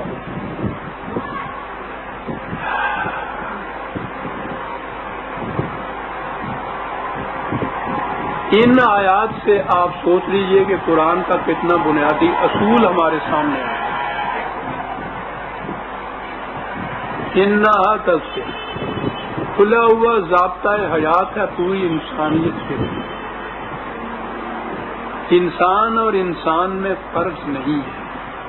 پھر یہ تفریق جو تم چاہتے ہو کہ جو مالدار ہیں، سرغنے ہیں، سردار ہیں، بڑے بڑے لوگ ہیں، انہیں میں اپنے قریب ان کی طرف توجہ دوں، انہی کا میں خیال کروں، وہ مستغنی کیوں نہ اپنے آپ کو سمجھ، وہ ایسا ہی کیوں نہ ہو کہ میں بلاؤں وہ دوڑ چلے جائے، میں ان کے پیچھے رہوں۔ اور یہ جو غریب لوگ جن کو تم کہتے ہو، بلکہ یہ غیر عرب جن کو سمجھ کے بھی تم ان کو ذلت کی نگاہ سے دیکھتے ہو، ان کی غربت اور افلاس تمہارے لیے وجہ نفرت ہے۔ یہ لوگ، یہ جو چیز قرآن نے یہ کہا ہے، ما یدریک لعلہ یزکا، تو کیا اس کو کہہ رہا، تو کیا سمجھتا ہے ان کی قدر و قیمت؟ بڑی چیز یہ ہے، تو کیا جانے کہ یہ جنہیں تم خاک میں ملے ہوئے موتی ہیں، یہ موتیوں کو تو کیا جانتا ہے؟ عزیزان من، قرآن کریم نے نبی اکرم صلی اللہ علیہ وسلم کے صحابہ یعنی رفقائے جماعت والذین معہ ان کے متعلق جس قدر شاندار الفاظ میں ستائش اور تہنیت اور تبریک کے الفاظ استعمال کیے ہیں، اس سے نظر آتا ہے کہ ان کا مقام کتنا بڑا ہے۔ اس سے کہا جا رہا ہے اس نمائندے سے کہ ان کے متعلق تو یہ کہہ رہا ہے کہ یہ قابل نفرت۔ کیا بات، کیا یاد آ گئی بات کہ خاک سارا نے جہاں بحقارت منگر، تو چیدانی کے دری گرد سوارے باشو۔ یہ خاک سار گرد آلود ان کو حقارت سے جانتے، کیا پتا تمہیں کہ اس غبار کے اندر کتنے بڑے شاہ سوار لکھتے ہوئے چلے آ رہے ہیں۔ بات آ گئی ان کے متعلق کہ ان کا مقام کیا تھا۔ اقبال نے وہ تو اس کا انداز ہی اپنا ہے سارا، اور میں سمجھتا ہوں کہ اس کی تشریح تو ایک طرف مجھے تو وجد آ جاتا ہوں جب میں سنتا ہوں، عمر ہا در کعبہ او بت خانہ بھی نالد حیات۔ ایک عمر زندگی، بات اونچا سا شعر ہے، آپ لائیے گا حقائق کے اعتبار سے، زندگی ایک عمر تک، ایک زمانے تک، ایک عرصے تک کعبے اور بت خانے میں روتی پھرتی ہے، تاز بز میں عشق یک دانائے راز آئے درون۔ اس کے بعد کہیں جا کے بز میں عشق سے ایک دانائے راز آتا ہے۔ انسان آسانی سے نہیں بن جاتا، یہ متاع گراں بہا مفت میں نہیں مل جاتا۔ کہا تو میر نے بھی ہے اس کو اپنے الفاظ میں، لیکن وہ بات نہیں بنی۔ کیا کہتا ہے وہ یہ ہے، مت سہل انہیں جانو، پھرتا ہے فلک برسوں، تب خاک کے پردے سے انسان نکلتا ہے۔ یہ انسان جو نکلے تھے، کیا عرض کروں عزیزان من، صحیح تاریخ سامنے نہیں آئی۔ اس کائنات میں اتنا انقلاب عظیم کسی اور قوم اور زمانے میں نہیں آیا جو ان خاکساروں نے برپا کیا تھا، جنہیں یہ لوگ اس نفرت کی نگاہ سے دیکھتے ہیں۔ یہی غریب مزدور غلام، یہی کوئی حبش کا، کوئی فارس کا، کوئی روم کا مزدور، یہی جو تھے۔ تاز بزم عشق یک دانا راز آتا ہے، یہ تو اتنے دانا راز ہے۔ قرآن نے اس مقام پہ یہ جو کہا ہے کہ تجھے کیا خبر، بڑا انداز ہے رسول اللہ سے کہا، اسے کہو کہ تو مال و دولت اور اپنے نسبی اور نسلی تفاخر کے اوپر گھمنڈ میں نشے میں بدمست ہے، تجھے کیا پتا انسان کیا ہوتا ہے، تو ان کی قدر کیا جانے۔ تو یہ کہہ رہا ہے کہ میں ان کی طرف سے توجہ ہٹا کے تم لوگوں کی طرف توجہ دوں، میں اس لیے کہ تم مال و دولت رکھتے ہو۔ تفاخر کیا ہے؟ آگے آتی ہے بات، کاٹ کے رکھتی ہے یہ نسلی اور نسبی تفاخر کو جو قرآن کہتا ہے، آگے آتی ہے بات۔ قرآن کے متعلق یہاں بات آئی کہ یہ تو قیامت تک کے لیے تذکرہ ہے، ہر انسان کے لیے تذکرہ ہے، جس کا جی ہے فمن شاء ذکر، جو چاہے اس کو۔ اور یہ لوگ ہیں من استغنا، جو چاہتے ہی نہیں ہیں، تو مجھے کہہ رہا ہے کہ میں ان کے پیچھے پھروں۔ عزیزان من، اتنی ہی آیات کے اوپر غور کر کے دیکھیے بات سمجھ میں آئی یا نہیں؟ ہے نا قرآن کی منشا کہ کلی تعلیم کے مطابق، ہے نا مشیت خداوندی کے مطابق، ہے نا منصب اور عظمت رسالت مآب صلی اللہ علیہ وسلم کے مطابق، ہے نا صحابہ کبار کے منصب کے مطابق۔ کوئی شک، کوئی شبہ، کوئی اعتراض، کوئی ابہام، کوئی الجھن رہ ہی نہیں سکتی، اور پھر کسی روایت کی ضرورت نہیں، نام معلوم کرنے کی حاجت نہیں۔ آیات جو مقصد ہے بیان قرآن کا، وہ کھلے الفاظ میں، بلند الفاظ میں وہ بیان کر رہی ہے کہ یہ مقصد ہے۔ امان شاہ ذکر، یہ ہے بات، قرآن کا ذکر آ گیا۔ قرآن کا انداز عجیب بات ہے، ضمناً بھی ایک بات آتی ہے تو جو چیزیں کسی طرح سے، اور میں کہوں گا کسی زمانے میں شکوک پیدا کرنے والی بھی ہوں، ساتھ کے ساتھ ان کو بھی صاف کرتا چلا جاتا ہے۔ قرآن کریم کے متعلق جو اور شکوک جہاں پیدا کیے گئے سازشوں سے، ایک یہ بھی تھا کہ یہ رسول اللہ صلی اللہ علیہ وسلم کے زمانے میں جمع نہیں ہوا تھا۔ رسالت مآب کا فریضہ حیات قرآن دینا، خدا نے یہ کہا کہ ہمارے ذمے ہے اس کا جمع کرنا، محفوظ کرنا، جمع کرنا۔ نبی اکرم صلی اللہ علیہ وسلم کا رسالت کا فریضہ یہ تھا قرآن کو محفوظ کرنا۔ قرآن کریم میں یہ ہے کہ کاتب تھے جو لکھتے تھے اس کو۔ پھر قرآن کی تاریخ یہ بتاتی ہے کہ حضور کے زمانے میں وہاں مسجد نبوی کے اندر وہ جو امام جس کے کہا جاتا تھا، وہ صحیفہ، ماسٹر کاپی جسے کہتے ہیں، وہ موجود۔ قرآن میں یہ ہے کہ یہ عام پتوں پہ اور کاغذ پہ نہیں لکھا جاتا تھا کہ وہ کمزور سے ہوتے ہیں، ہرن کی کھالوں پہ لکھا جاتا ہے۔ اس زمانے میں یہ پارچمنٹ جو تھا، سب سے مضبوط لکھنے کا جو ذریعہ ہوتا تھا، کاغذ کو نہیں کہیں گے، کرتاس کہیں گے، وہ ہرن کی کھال ہوتی تھی۔ قرآن نے یہ کہا ہے رکن منشور، اس پہ لکھا جاتا تھا۔ اتنے کاتب لکھنے والے تھے۔ نبی اکرم صلی اللہ علیہ وسلم اس لکھے ہوئے کو صحابہ کو بلا کے پھر پڑھا کر، ان کو خود پڑھ کر اس کی تائید کر کے، تصدیق کر کے، پھر اس امام میں رکھتے تھے، وہ جو ماسٹر پیس تھا، وہاں سے یہ نقل کرتے تھے۔ سینکڑوں ہزاروں کی تعداد میں یہ کاپیاں نقل ہوتی تھی۔ یہ نبی اکرم صلی اللہ علیہ وسلم، یہ چیزیں بھی موجود ہیں ہمارے یہاں تاریخ میں کہ حضور نے کہا تھا کہ دوسرے ملکوں میں جایا کرو تو قرآن کا نسخہ اپنے ساتھ نہ لے جایا کرو، ممکن ہے دشمن اس کی بے حرمتی کرے یا ضائع کر دیں، تو گویا نسخے قرآن کے موجود تھے حضور کی زندگی کے اندر۔ یہ سارا کچھ تھا۔ خود یہ چیز کہ خدا نے اس کے جمع کرنے کا اور اس کو محفوظ رکھنے کا ذمہ لیا تھا، یہی یہ دلالت کرتا ہے کہ یہ ایک تحریر میں آئی ہوئی مدون شدہ کتاب، مرتب شدہ کتاب، اور کتاب تو عربی زبان میں کہتے ہی اس کو تھے کہ جو اوراق جمع کر کے اور اس میں وہ پھر لوہے کا چھلا ڈالتے تھے۔ یہ اس قسم کی جلد سازی غالباً اس زمانے میں نہیں ہوتی، وہ اب بھی یہ ہوتا ہے، یہ بڑے بڑے آپ کے یہاں یہ فرموں کے اندر وہ ہوتے ہیں پیسے، اس میں لوہے کا چھلا ہوتا ہے، وہ لوہے کا چھلا ڈالتے تھے۔ تو یہ اوراق پریشاں اکٹھے کر کے چھلا جب ڈالتے تھے تو اس کو کتاب کہتے تھے۔ قرآن کا پہلا لفظ ہے ذالک الکتاب، اور پھر اس کے خلاف شکوک پیدا کرنا۔ یہ ورق تھا جی، جمع ہی نہیں ہوا تھا حضور کے زمانے میں، ہڈیوں پہ تھا، کھجور کے پتوں پہ تھا۔ اور پھر معاذ اللہ وہ جو آیتیں کہہ رہے ہیں، رجم کی 2 آیتیں کھجور پہ پتوں پہ دکھی ہوئی تھی، اور حضرت عائشہ نے کہا کہ وہ میری بکری کھا گئی، اور پھر کہیں ملی نہیں، یعنی وہیں سے ایک ہی جگہ تھی، وہاں کھجور کے پتوں پہ، اور کھجور کا پتا اس طرح رکھا ہوا تھا کہ بکری آئے اور کھا جائے، اور جب وہ کھا گئی تو بکری کو قصاب لے گیا تو معاملہ ختم ہو گیا۔ یعنی وہ 2 آیتیں بھی اس کے بعد ملی نہیں ہیں.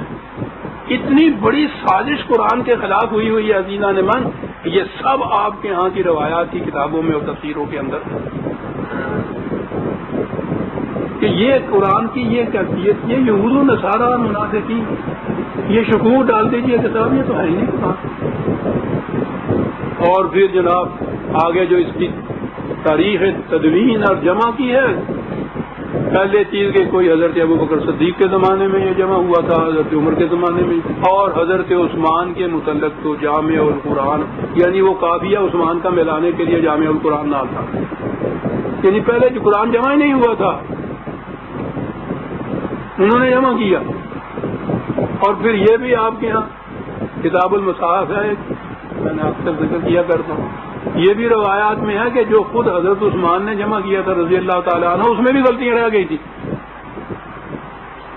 ان سے کہا کہ غلطیاں رہ گئی تو انہوں نے کہا کہ پڑھنے والے خود درست کر لیں گے. یہ خدا کی کتاب کے ساتھ ہو رہا ہے.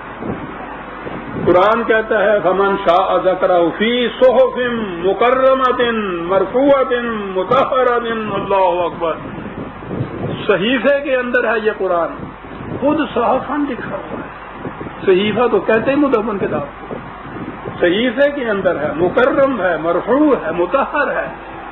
اللہ اکبر. قرآن کی عظمت، وہ بہت رفتوں والا ہے، بہت کرامت والا ہے، بابرکت باعزت. یہ کبیر بے ایدی سفرۃ کرام بررۃ.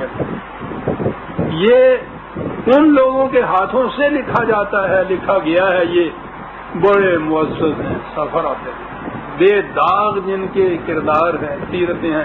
سفرۃ سفیدی کو کہتے ہیں. کرامن بررۃ، عربی زبان میں کرم کا لفظ جو ہے ہر قسم کی عزت اور تقریر اور بلندی اور رفعت کے لیے استعمال ہوتا ہے. کرامن. پھر بررۃ، ہر قسم کے اثرات سے آزاد. یہ تھے جن کے ہاتھوں سے قرآن کہتا ہے، یہ خدا کہتا ہے کہ یہ قرآن لکھا جاتا تھا.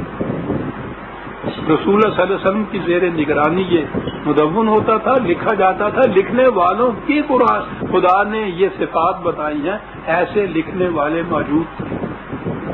خدا خود کہتا میرا ذمہ تھا اس کو جمع کرانا، لکھانا اور اس کو پھر محفوظ رکھنا. یہ قرآن کے متعلق ہے. 12 سورہ عبس کی آیت 16 تک عزیزان من ہم آ گئے. 17 سے ہم آئندہ لیں گے. ربنا تقبل منا انک انت السمیع العلیم.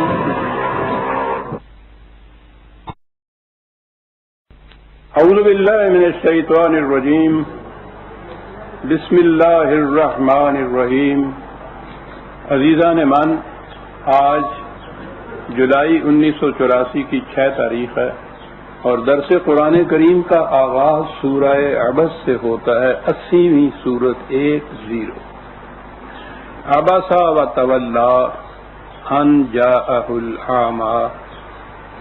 اس نے تیوری چڑھائی، منہ بسورا، بڑا ناگوار گزرا اس کے اوپر کہ اس کے پاس ایک غریب اندھا کیوں آ گیا. بات اتنی سی ہے، تشریح بعد میں کروں گا. تمہیداً ایک اہم نقطہ ہے، ضمناً تو وہ پہلے بھی میرا خیال ہے کئی بار آ چکا ہے، لیکن اس سلسلے میں خاص طور پر میں اسے دہرانا ضروری سمجھتا ہوں.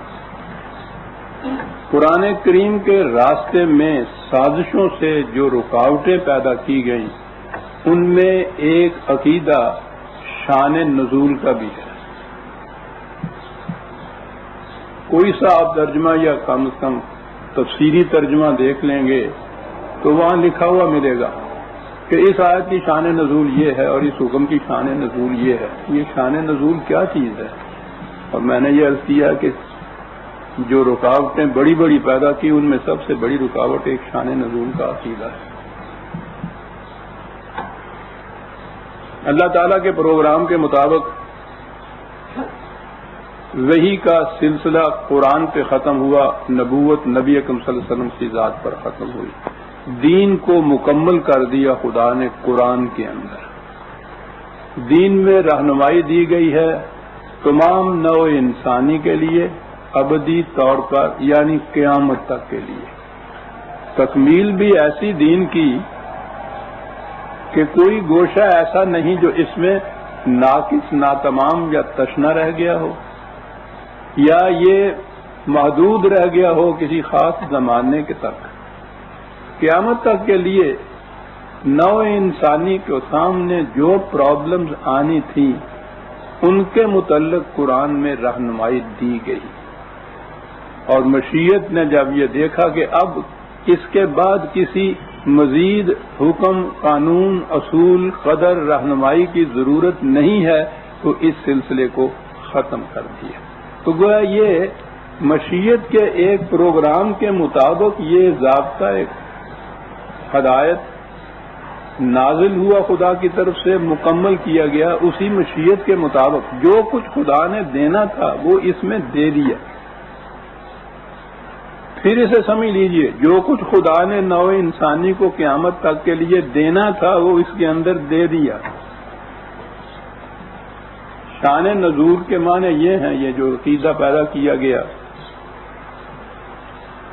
کہ وہ اصل میں فلاں واقعہ اس طرح سے ہوا تھا، فلاں نے فلاں کے ساتھ یہ کیا تھا، تو اس پہ یہ آیت نازل ہوئی. بیویاں بلا حجاب باہر نکلا کرتی تھیں. حضرت عمر رضی اللہ تعالیٰ عنہ نے آ کے رسول اللہ سے شکایت کی کہ اس طرح سے فتنہ پرور لوگوں کو موقع مل جاتا ہے فتنہ برپا کرنے کا، ان کو باپردہ نکلنا چاہیے. ان کی شکایت رسول اللہ نے سنی تو اس پر خدا کی طرف سے پردے کے احکام نازل ہوئے. ایک مثال میں نے یہ دی ہے، آپ دیکھیں گے قرآن کی ان چیزوں میں اکثر ہوگا کہ اس کی شان نزول یہ ہے، اس کی شان نزول یہ ہے. اب ذرا غور سے سمجھ لیجئے، یہ آخری بار آخری پارے میں باتیں آ رہی ہیں، آپ کے کام آئیں گی. بات یوں ہوئی کہ اگر یہ واقعہ نہ ہوتا تو یہ آیت نہ اترتی. سیدھی سی بات. یعنی یہ قرآن کسی خاص اللہ تعالیٰ کے پروگرام کے متحد رہنمائیاں نہیں اس میں دی گئیں، بلکہ یہاں دنیا میں انسانوں نے کچھ آپس میں واقعات کیے تو ان واقعات کی وجہ سے خدا کی طرف سے ایک حکم آ گیا. تو اگر یہ واقعہ نہ ہوتا تو یہ حکم بھی نہ آتا. پھر سوچ لیجئے کہ قرآن کریم کا ضابطہ مشیت کے کسی پروگرام کے مطابق اس طرح سے مرتب ہو کر وہی نہیں ہوا، بلکہ وہ لوگوں نے مجبور کر دیا کہ ایک وحی اس کے مطابق اترا کرے. اس واقعہ کی وجہ سے واقعہ وہ نہ ہوتا وہ وہی بھی نہ آتی. اور قرآن نے وہ واقعی تو بیان نہیں کیا، اس کے مطابق جو رہنمائی دینی تھی انسانوں کو وہ رہنمائی دی ہے.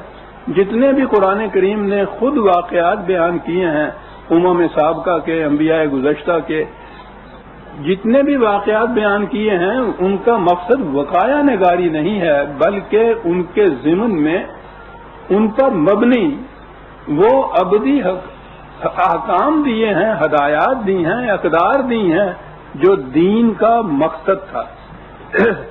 اور یہ سارا قرآن نے خود کر دیا. وہ واقعات بھی بیان کر دیے، وہ ان امتوں کے احوال و قواعد بھی بیان کر دیے، انبیاء کی سرگزشتیں بھی دے دیں، اس لیے کہ ان کے ساتھ یہ سارے احکام و اقدار وابستہ تھے، وہ مکمل کر دیا.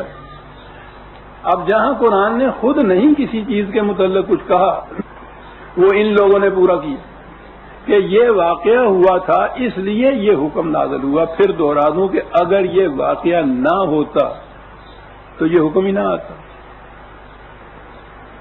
تو قرآن کی رہنمائی یا قرآن کے احکام مجموعہ ہیں ان واقعات کے اوپر جو چیزیں دی گئیں ان سے. یہ واقعات نہ ہوتے تو قرآن آتا رہ جاتا. پھر یہ واقعات نبی اکرم صلی اللہ علیہ وسلم کی زندگی تک ہی ہوئے نا. واقعات تو ہوتے رہتے ہیں قیامت تک. اگر حضور کچھ عرصہ اور زندہ رہتے اور کچھ واقعات ہوتے تو اور بھی احکام آ جاتے، قرآن میں اضافہ اور ہو جاتا. اور حضور کے بعد قیامت تک واقعات تو ہوتے رہیں گے. نبوت ختم ہو گئی، اور جو چیزیں موجب بنا کرتی تھی خدا کی طرف سے وحی کے نزول ہونے کا، وحی کے نزول کا، وہ واقعات تو ہوتے رہیں گے، اب اس کے مطابق وحی کی رہنمائی نہیں آئے گی، کیونکہ وحی کا سلسلہ ختم ہو گیا۔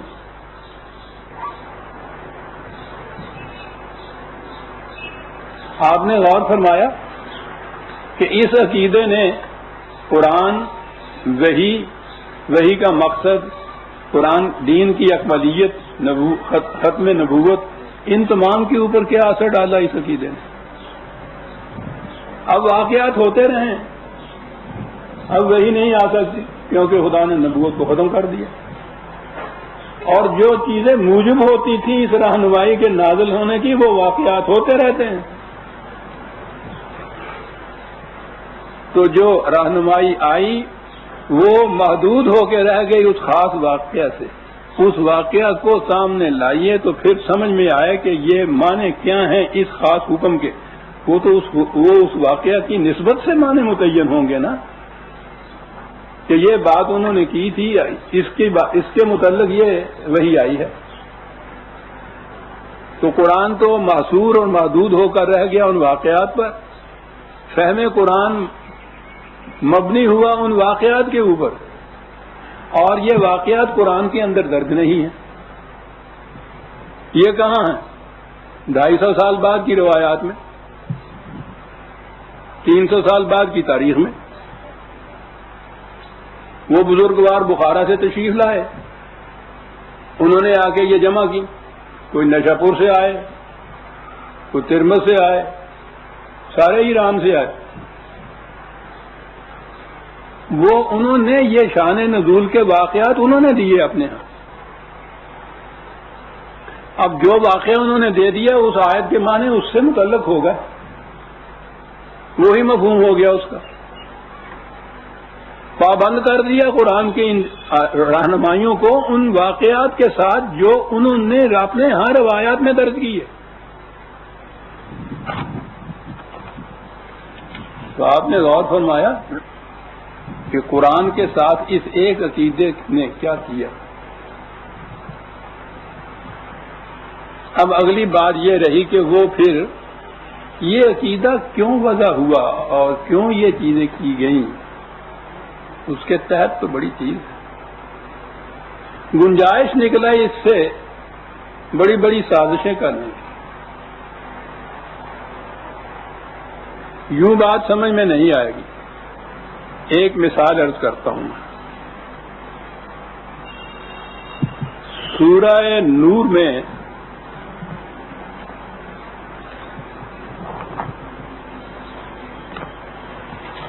24/11 سے یہ شروع ہوتا ہے واقعہ، مشہور ہے عام طور پہ عفق حضرت عائشہ رضی اللہ تعالیٰ عنہ۔ عفق کے معنی ہوتا ہے کسی کے خلاف تہمت لگانا، تو یہ لفظ آپ نے سنا ہوگا، عام مشہور ہے، بڑی شہرت اس کو دی جاتی ہے۔ واقعہ قرآن کریم میں یوں ہے، یہ جو آیات ہیں، ان الذین جاءوا بالعفق عصبۃ منکم، یہ لوگ جنہوں نے یہ تہمت تراشی تھی یہ تمہیں میں سے ایک گروہ تھا، اور وہ جو ان کا سرگنا تھا قرآن نے کہا لہو عذاب علیم۔ اگلی آیت میں یہ ہے کہ اب آئی وہ رہنمائی جو دینی تھی قرآن نے۔ رہنمائی یہ ہے کہ جب کسی کے خلاف کوئی تہمت لے کے آئے، کوئی اس قسم کی خبر لے کے آئے، تو دیگر مقامات میں ہے کہ جب کوئی فاسق کوئی خبر تم پر لے کے آئے تو اسی وقت اس پہ اعتماد نہ کر لیا کرو اور اس کو آگے نہ پھیلایا کرو، اس کی تحقیق کیا کرو۔ اور حکومت کے متعلق یہ ہے کہ بہتر یہ ہے کہ جو متعلقہ آفیسر حکومت نے مقرر کیا ہو اس کی طرف ریفر کیا کرو کہ وہ اس کی تحقیق کرے، خود بخود اس کو لے دوڑے نہیں، کاتا اور لے دوڑی یہ نہ کیا کرو، اس سے معاشرے میں فتنہ پھیلتا ہے۔ یہ احکام قرآن میں موجود ہیں۔ اسی سلسلے میں یہاں بھی یہ کہا کہ جب یہ لولا اس سمعتموہ ہو، ظن المؤمنون والمؤمنات بانفسہم خیرا، تو پہلا رد عمل تمہاری طرف سے یہ ہونا چاہیے تھا قالوا ھذا افک مبین، یہ تو آن دی فیس آف اٹ جیسے کہتے ہیں نا، یہ تو نظر بظاہر معلوم ہوتا ہے کہ یہ تہمت تراشی کی ہے، یہ بہتان ہے، یہ صحیح نہیں ہے، تمہارا رد عمل یہ ہونا چاہیے تھا۔ اس کے آگے ہے ولولا اذ سمعتموہ قلتم ما یکون لنا ان نتکلم بہذا، تمہیں کہنا چاہیے تھا کہ ہم پہ قطعاً ہمارے لیے یہ زیبا نہیں ہے کہ ہم یوں ہی اس چیز کو پھیلا دیں، سنی اور لے کے چلے گئے، بلکہ سبحانک ھذا بہتان عظیم، یہ ایک بہتان نظر آتا ہے۔ یہ آیات ہیں، اس میں قرآن نے کہیں نہیں بتایا کہ وہ کون خاتون تھی جس کے خلاف یہ بہتان تراشی ہوئی، یہ کہیں نہیں آیا۔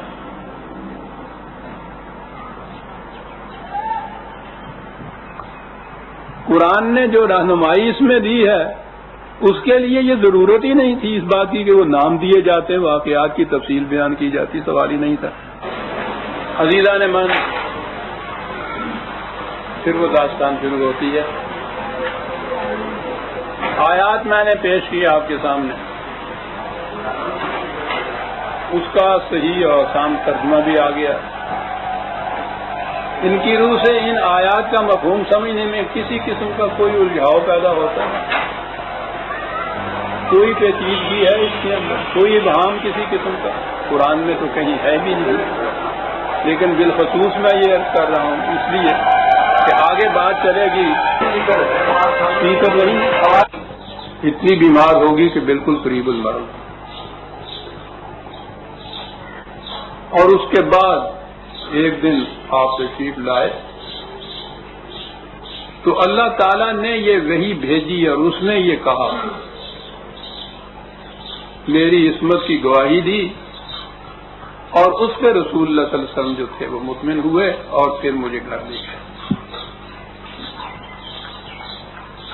بڑی تفصیل کے ساتھ اس قسم کی سازشیں تو پھر تفصیل کے ساتھ بیان کی جاتی ہیں نا، جب افسانہ ہی مطلوب ہو تو افسانے کی تو ہر شک پوری کی جاتی ہے۔ ملخص یہ ہے جو میں نے عرض کیا ہے آپ کے ساتھ۔ آپ سوچئے کہ مقصد تو حضرت عائشہ رضی اللہ تعالیٰ عنہ کے خلاف ایک بہتان پھیلایا، لیکن یہ نہیں سوچا افسانہ نگار نے، اور یہ لوگ سوچا ہی نہیں کرتے تھے کہ تیرے نشتر کی ذات شریان کیسے ناتواں تک ہے، رسول اللہ صلی اللہ علیہ وسلم کے متعلق کیا تصور قائم ہوتا ہے۔ قرآن کہہ رہا ہے کہ پہلا ریئیکشن یہ ہونا چاہیے تھا، یہ کہنا چاہیے تھا کہ نہیں یہ بہتان ہے، یہ اس کے عظیم ہے۔ رسول اللہ نے یہ نہیں کہا، قرآن نے یہ کہا کہ جب اس قسم کی کوئی خبر آئے تو اس کی تحقیق کیا کرو، تحقیق نہیں کی جا رہی۔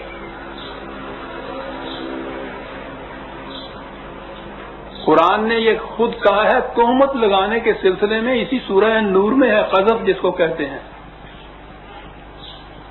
کہ قذف کی صورت ہو، کوئی بہتان تراشی کرے تو اس سے کہو کہ 4 گواہ لاؤ اس کے لیے، اور وہ ایسا نہ کر سکے تو اس کو سزا دو۔ یعنی بہتان کے سلسلے میں یہ سارے احکام خود قرآن میں موجود ہیں۔ بہتان کا چرچا ہوتا ہے، رسول اللہ صلی اللہ علیہ وسلم ان میں سے کسی حکم کی بھی تعمیل نہیں کرتے۔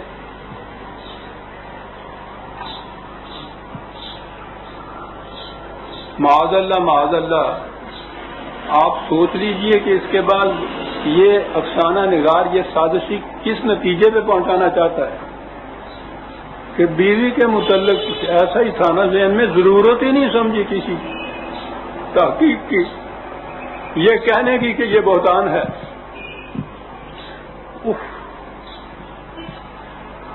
بلا تحقیق دیکھ کے بھیج دیا، چرچا ہوتا رہا۔ وہ کہتی ہیں حضرت عائشہ کہ ایک ایک عورت آتی رہی میرے پاس، میں روتی رہی سارا مہینہ۔ رسول اللہ صلی اللہ علیہ وسلم نے مہینہ بھر بھی تحقیق نہیں کرائی۔ اس کے بعد بھی کسی تحقیق کے نتیجے میں وہ کسی تحقیق کے بعد اس نتیجے پہ نہیں پہنچی کہ میں بری ذمہ ہوں، میں بے گناہ ہوں۔ اللہ تعالیٰ نے وہی بھیج کے ان کی بریت کی۔ اب حضور کا اسوہ حسنہ ہمارے لیے تو قیامت تک کے لیے ایک ماڈل ہے۔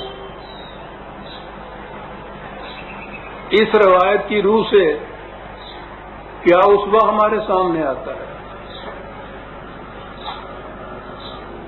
کہ جب اس قسم کی کوئی بات، اس قسم کی تہمت تراشی کی بات آئے تو قرآن یہ کچھ کہتا ہے تو کہتا ہے، رسول اللہ نے جو کیا تھا وہ ہے نا ہمارے لیے سنت رسول اللہ اور اسوہ حسنہ جو بخاری نے بیان کیا ہے۔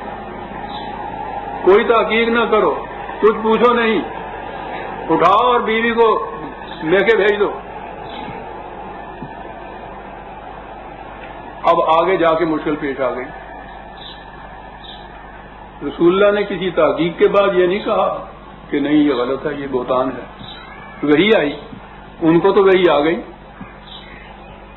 ہم پہ تو وہی نہیں آئے گی۔ ہم نے جس کو مل کے بھیج دیا وہ تو گئی۔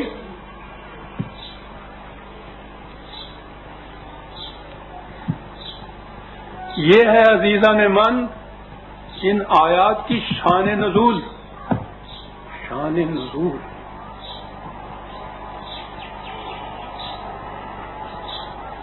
اے محمد گر قیامت را براری سرد خاک، سر برارو ہی قیامت درمیان خلق بھی۔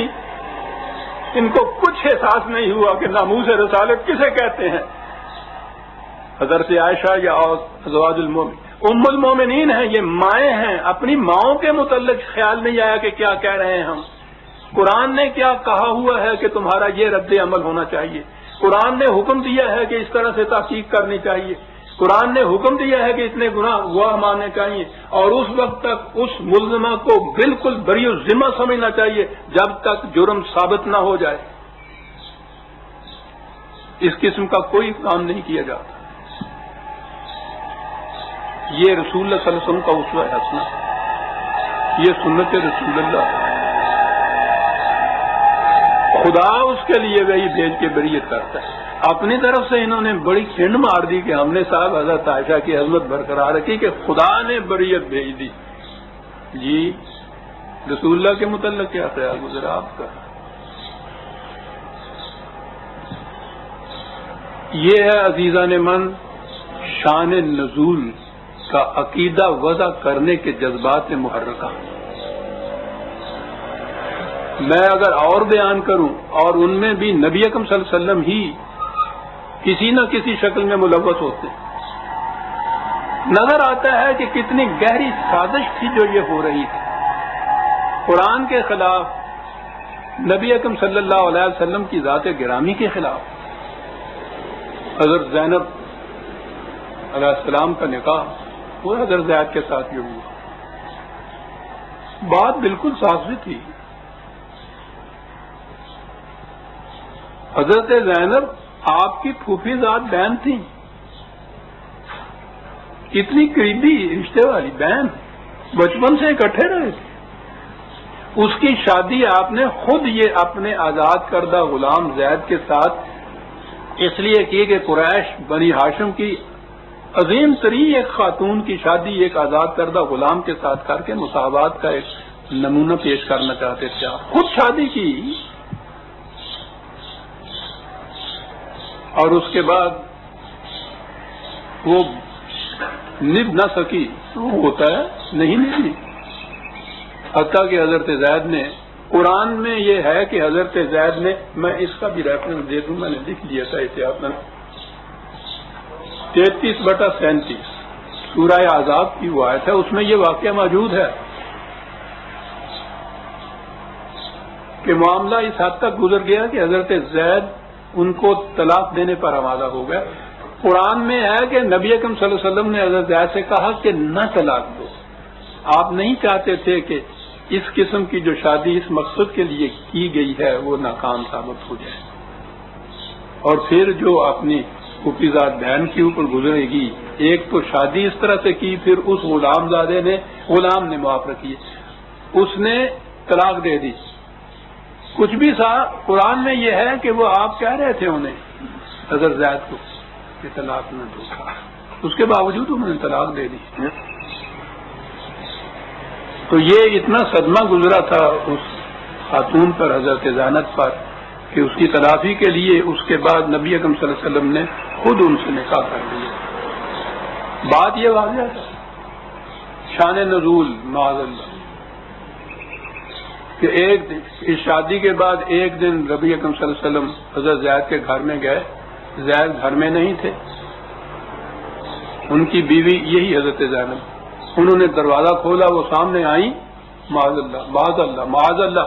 تو حضور ان کو دیکھ کے، ان کے حسن کو دیکھ کے فریفتہ ہو گئے. پھوپھی زاد بہن ساری عمر ساتھ رہے ہوئے، خود شادی کی ہوئی، کسی غیر کے گھر میں جیسے گئے ہیں، دروازہ کھلا ہے سامنے سے، وہ نظر آ گئی ہے، فریفتہ ہو گئے اور چاہا کہ خود شادی کر دیں، اور زید سے کہا کہ ان کو طلاق دے دو تاکہ میں شادی کر سکوں. قرآن کہہ رہا ہے کہ آپ روک رہے تھے انہیں کہ یہ نہ کرنا. شان نزول جو ہے بخاری شریف وہ یہ کہہ رہی ہے. کیا کردار نبی اکرم صلی اللہ علیہ وسلم کا پیش کیا جا رہا ہے.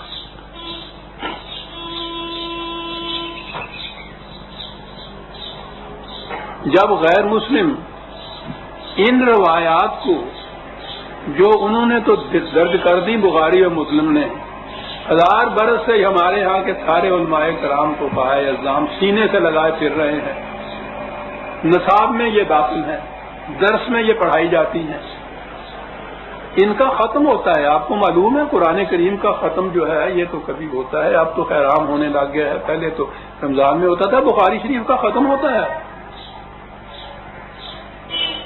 یہ جتنے بھی بعد میں یہ علماء کرام بن کے نکلتے ہیں ان کو سند ملتی ہے. یہ ساری جتنی روایات ہیں اس قسم کی شان نزول کی، یہ ان کتب، یہ حدیث کے جو مجموعے ہیں ان میں ہے.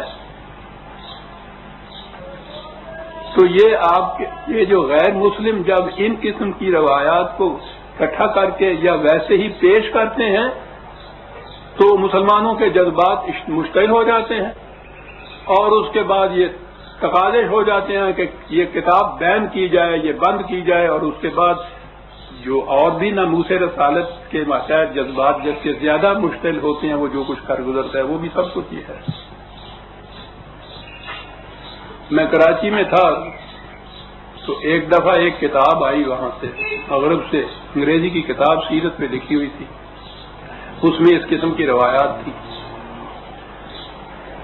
تو اس کتاب کو ریفر کر دیا گیا، میری طرف بھیج دیا گیا کہ ذرا اس کو دیکھو، کہتے ہیں اس کو بین کر دیا جائے. تو کیا اس میں ایسا مواد ہے کہ اسے بین کر دیا جائے؟ میں نے اس کتاب کو دیکھا، اس میں یہ جو روایات تھیں وہ بالکل صحیح اس نے نقل کی ہوئی تھی،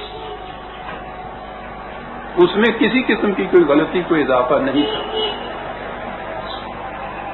میں نے اس کتاب کو ان روایات کے اوپر حوالے دیے کہ یہ فلاں کتاب میں ہے، یہ فلاں حدیث ہے، یہ فلاں روایت ہے، یہ فلاں تبری میں ہے، یہ سارے لکھ کے تو میں نے کہا کہ یہ ہے اس قابل کہ واقعی بیان کی جائے کہ یہ اتنی بڑی تہمت نبی اکرم صلی اللہ علیہ وسلم کے اوپر، لیکن اس کو بیان کرنے سے پہلے ان کتابوں کو بیان کیا جائے جہاں سے اس شخص نے یہ لیا ہے.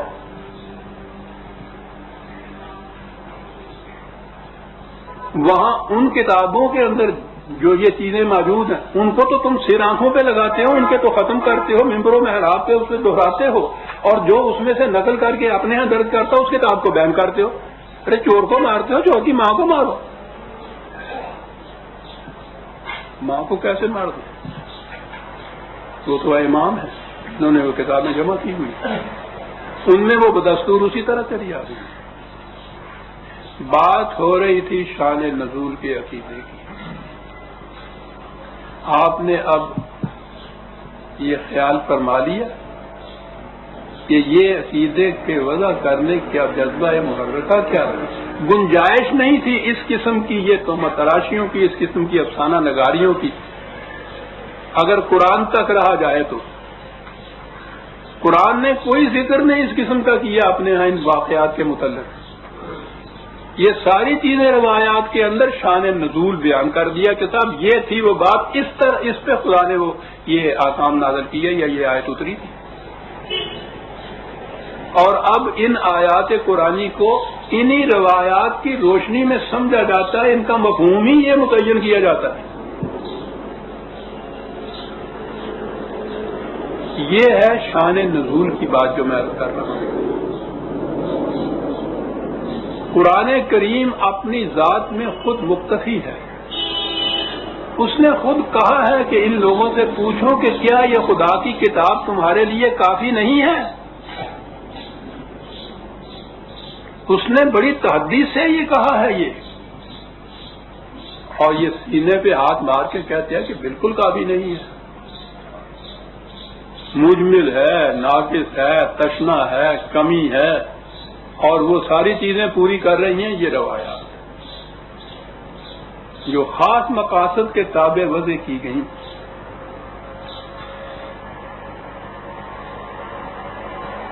قرآن کریم میں جہاں تک نام لینے کا ذکر ہے، ایک تو حضرت زید کا نام آیا رضی اللہ تعالیٰ عنہ، وہی اس واقعے کے اندر جہاں حضور نے یہ فرمایا ان سے کہا. میں نے کہا ہے نا کہ غالباً 33/37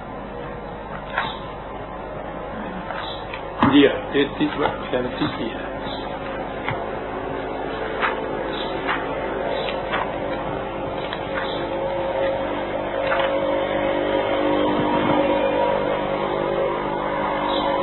یعنی اس میں یہ ہے کہ حضور ان سے کہہ رہے تھے امسک علیک زوجک، طلاق نہ دو، بیوی کو بیوی بنا رکھو. قرآن کے الفاظ یہ ہیں. اور جو میں نے ابھی عرض کیا وہ شان نزول کی روایت جو ہے کہ حضور معاذ اللہ دیکھ کر اس کا حسن ان کی بیوی کا معاذ اللہ فریفتہ ہو گیا اور ان کو آمادہ کیا کہ طلاق دو. اب یہ جو بات ہوگی کہ قرآن تو یہ کہہ رہا ہے کہ وہ ان سے یہ کہہ رہے تھے، پوچھو نہیں عزیزان من. پھر میں کہوں گا کہ بڑا سینے پہ پتھر رکھ کے کر رہے کہ جی یہ جو تھی نا یہ اوپر سے کہتے تھے ایسے ہی اندر سے یہی چیز کہہ رہے تھے کہ طلاق دے دو تاکہ میں نکاح کر لوں. رسول اللہ صلی اللہ علیہ وسلم کا کردار، حضور کی سیرت مقدسہ جو نو انسانی کے لیے قیامت کا اسوہ حسنہ ہے، یہ چیزیں پیش کی جاتی ہیں. اور پھر وہ جو نو انسانی کے لیے قیامت کا اسوہ حسنہ ہے، یہ چیزیں پیش کی جاتی ہیں. اور پھر وہ قیامت کہ جو یہ کہہ دے کہ میری غیرت اس کو گوارا نہیں کرتی کہ میں حضور کی طرف ان کو منسوب کروں، اس کے خلاف کفر کا فتویٰ لگا دیا جاتا ہے. کیوں؟ امام بخاری کی کسی روایت کو اس نے غلط کہہ دیا. وہ قرآن کے خلاف جاتا ہے، جائے. ناموس پیغمبر صلی اللہ علیہ وسلم کا داغدار ہوتی ہے، ہوتی رہے. بخاری کی کسی روایت کو غلط نہ کہہ دیا جائے. ان سے بھی بلند مرتبہ ہے ان کا بخاری اور مسلم کا. عزیزان من، قرآن کے سمجھنے میں یہ یاد رکھیے،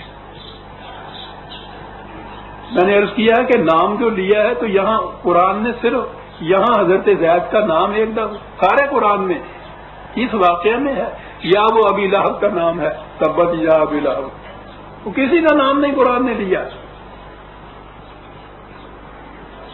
یہ شان نزول کے لیے ایک ایک آیت چن کے لاتے ہیں، یہ اس کے متعلق ہے، یہ اس کے متعلق ہے، اس کے متعلق آ گیا، اس کے متعلق آ گیا. اور ساری چیزیں اسی قسم کی سازش کی.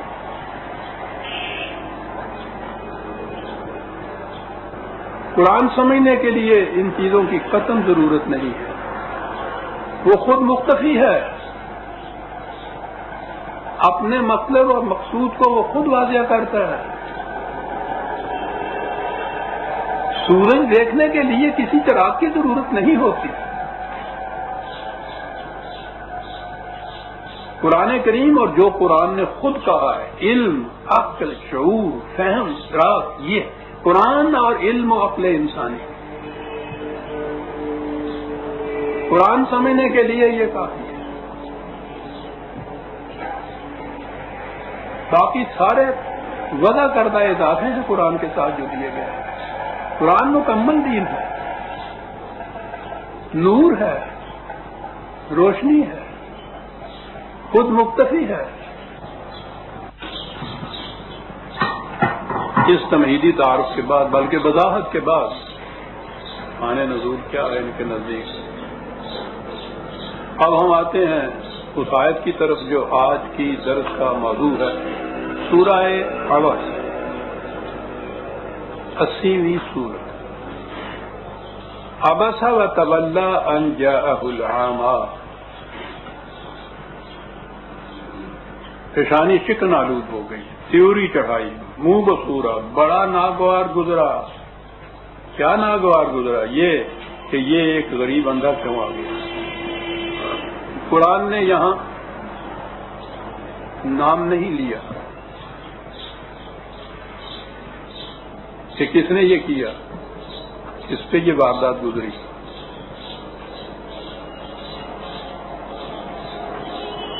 شان نزول آ گئی. نبی اکرم صلی اللہ علیہ وسلم رؤسائے قریش کی ایک محفل میں بیٹھے ہوئے، انہیں واضح و تلقین کر رہے تھے کہ اتنے میں ایک مسلمان صحابی، جنہیں مخصوم نام بھی دے دیا گیا، وہ آ گئے اور آ کے بیٹھ گئے. اور رسول اللہ کو یہ بڑا ناگوار گزرا. آپ نے تیوری چڑھائی، منہ بسورا کہ یہ کیوں آ گیا. شان نزول قرآن نے نہیں کہا. میں ابھی عرض کروں گا کہ قرآن نے کیا کہا.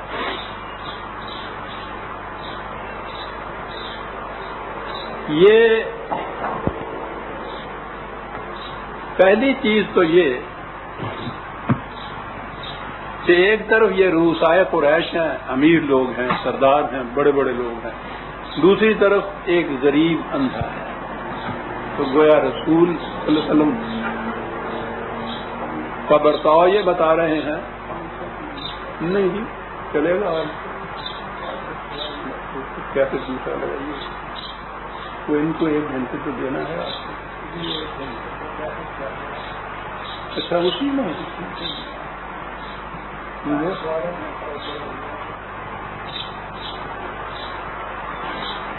لیجیے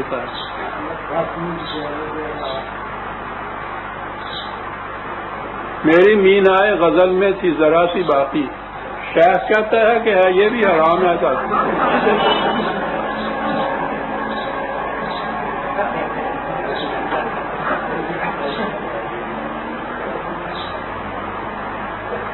کیسٹ نہ کیسٹ بھائی یہ بات تو پوری کرنے دیجیے مجھے، بیچ میں بات رہ گئی تو کچھ نہیں آئے گا تو 2 دن کے بعد میں کر لیں گے. نبی اکرم صلی اللہ علیہ وسلم تو خاتم النبیین، جہاں سے شروع ہوئی یہ بات سلسلہ وحی کی اور رشد و ہدایت کی اور نبی کی حضرت نوح علیہ السلام، وہاں سے کیا بات شروع ہوئی ہے. قرآن نے اس میں پورے قصے میں بات کیا کہی ہے؟ بات یہ کہی ہے کہ اس دعوت کے اوپر لبیک کہنے والے، جنہیں یہ لوگ نچلے درجے کے کہتے تھے، کمین کہتے تھے، کمی کہتے تھے، کنجڑے کہتے تھے، یہ تھے جو ادھر آئے. اور یہ جو بڑے بڑے سردار تھے یہ آئے اور یہ آ کر حضرت نوح سے انہوں نے یہ کہا کہ ان لوگوں کو اگر تم نکال دو تو ہم آئیں گے، اس لیے کہ یہ ہو نہیں سکتا کہ ہمارے برابر ہی یہاں بیٹھے ہوئے ہوں، ہم ان میں سے معروف ہوں، یہ نہیں ہم برداشت کر سکتے. آتے ہیں، ہم قبول کرتے ہیں تمہاری دعوت کو، ان کو نکال دو. اور اس کے جواب میں پھر پہلی دعوت کے جواب میں یہ کہا ہے کہ تمہیں معلوم نہیں ہے کہ ان کا صدق و خلوص، ایک کا صدق و خلوص تمہارے جیسے ہزاروں کو نچھاور کیا جا سکتا ہے ان کے اوپر. کیا کہتے ہو تم؟ یہاں معیار دولت اور حشمت اور عزت و وقار نہیں ہے، یہاں معیار ایمان اور خلوص ہے.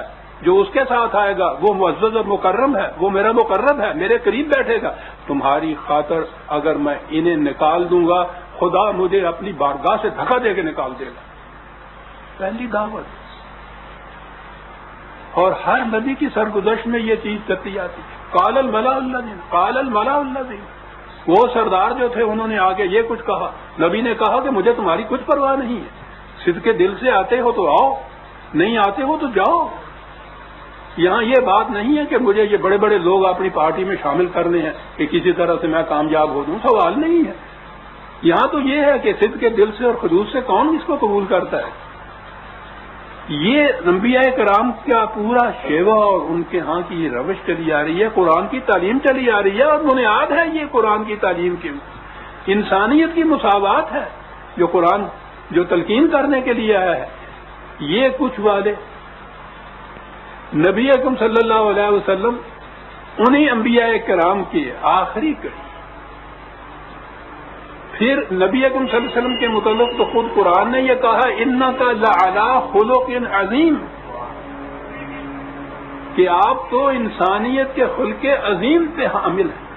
انبیاء کرام کے زمرے کا اتنا العظم نبی خلق عظیم کا حامل، جس کو قرآن یہ سرٹیفکیٹ دے رہا ہے، اور اس کی یہ کیفیت ہو کہ اگر ایک غریب یا ایک اندھا آ کے محفل میں بیٹھ گیا تو اس پہ ناگوار گزرے، تیوری چڑھا لے، منہ بسور رہے، اسے کہو کیوں آ گئے ہو تم یہاں، معاذ اللہ معاذ اللہ. یہ اس کی شان نزول بیان کی جا رہی ہے. آیت کا اصل مطلب کیا ہے وہ شیخ صاحب نے پابندی لگا دی. آئندہ درس میں عزیزان مان یہ ہوگا. آج کچھ ویسی چیز کہتا ربنا تقبل منا انک انت السمیع العلیم. محترم وزیر صاحب، جیسا کہ ابھی آپ نے فرمایا تھا مذہبی علماء نے آپ کو کفر کا فتویٰ آئی تھی، اور یہ بات ہم سب کے سامنے ہے کہ مذہبی حلقوں کی طرف سے آپ کے خلاف متعدد الزامات عائد کرنے کا سلسلہ برابر جاری ہے، اور ان کا پراپیگنڈا شدت سے کیا جا رہا ہے کہ قوم کا قریب ہر طبقہ سے متاثر نظر آتا ہے. یہ منکر سنت ہے، یہ منکر حدیث ہے، یہ 3 نمازیں اور 9 روزوں کا قائل ہے، نئی قسم کی نماز پڑھتا ہے، اور الٹی کی تلقین کرتا ہے، وغیرہ وغیرہ. تو میں یہ پوچھنا چاہوں گی کہ اس جھوٹے پراپیگنڈے کے ازالے کی آپ کے پاس کیا ذرائع ہے؟ اتنی سی بات ہی نہ پوچھئے کہ میرے پاس اس کے ازالے کے لیے ذرائع کیا ہے. پوچھئے کہ یہ پروپیگنڈا ایسا جھوٹا جو ہے، یہ حضرات جو بہرحال اقامت دین کے مدعی بڑے بڑے متقی پرہیزگار ہیں، وہ اس قسم کے کھلے ہوئے جھوٹ کی جرت کیسے کر لیتے ہیں؟ پہلے یہ سوال سامنے آتا ہے. جرت کر لیتے ہیں. مودودی صاحب کا یہ فتویٰ غور سے سنیے. انہوں نے کہا یہ ہے کہ راست بازی اور صداقت شعاری اسلام کے اہم ترین اصولوں میں سے ہے، اور جھوٹ اس کی نگاہ میں ایک بدترین برائی ہے. لیکن عملی زندگی کی بعض ضرورتیں ایسی ہیں جن کی خاطر جھوٹ کی نہ صرف اجازت ہے بلکہ بعض حالات میں اس کے واجب ہونے تک کا فتویٰ دے دیا گیا ہے. واجب کے معنی یہ ہوتے ہیں کہ اگر وہ ویسے نہ کیا جائے تو اس سے گناہ ہو جاتا ہے. تو اجازت ہی نہیں بلکہ واجب ہو جاتا ہے جھوٹ بولنا زندگی کی بعض عملی ضروریات کے لیے. اب ان کے نزدیک اس سے بڑی عملی ضرورت اور کیا ہو سکتی ہے کہ اکبر ذکر کرتا ہے خدا کا اس زمانے میں، یہ شخص اس اسلام کا ذکر کر رہا ہے جس اسلام کو شکست دینے کے لیے ہم اس قدر یہاں جہاد برپا کر رہے ہیں. اس کے لیے طریقہ ایک ہی تھا، اتنا بدنام کر دیا جائے کہ کوئی اس کی بات نہ سنے.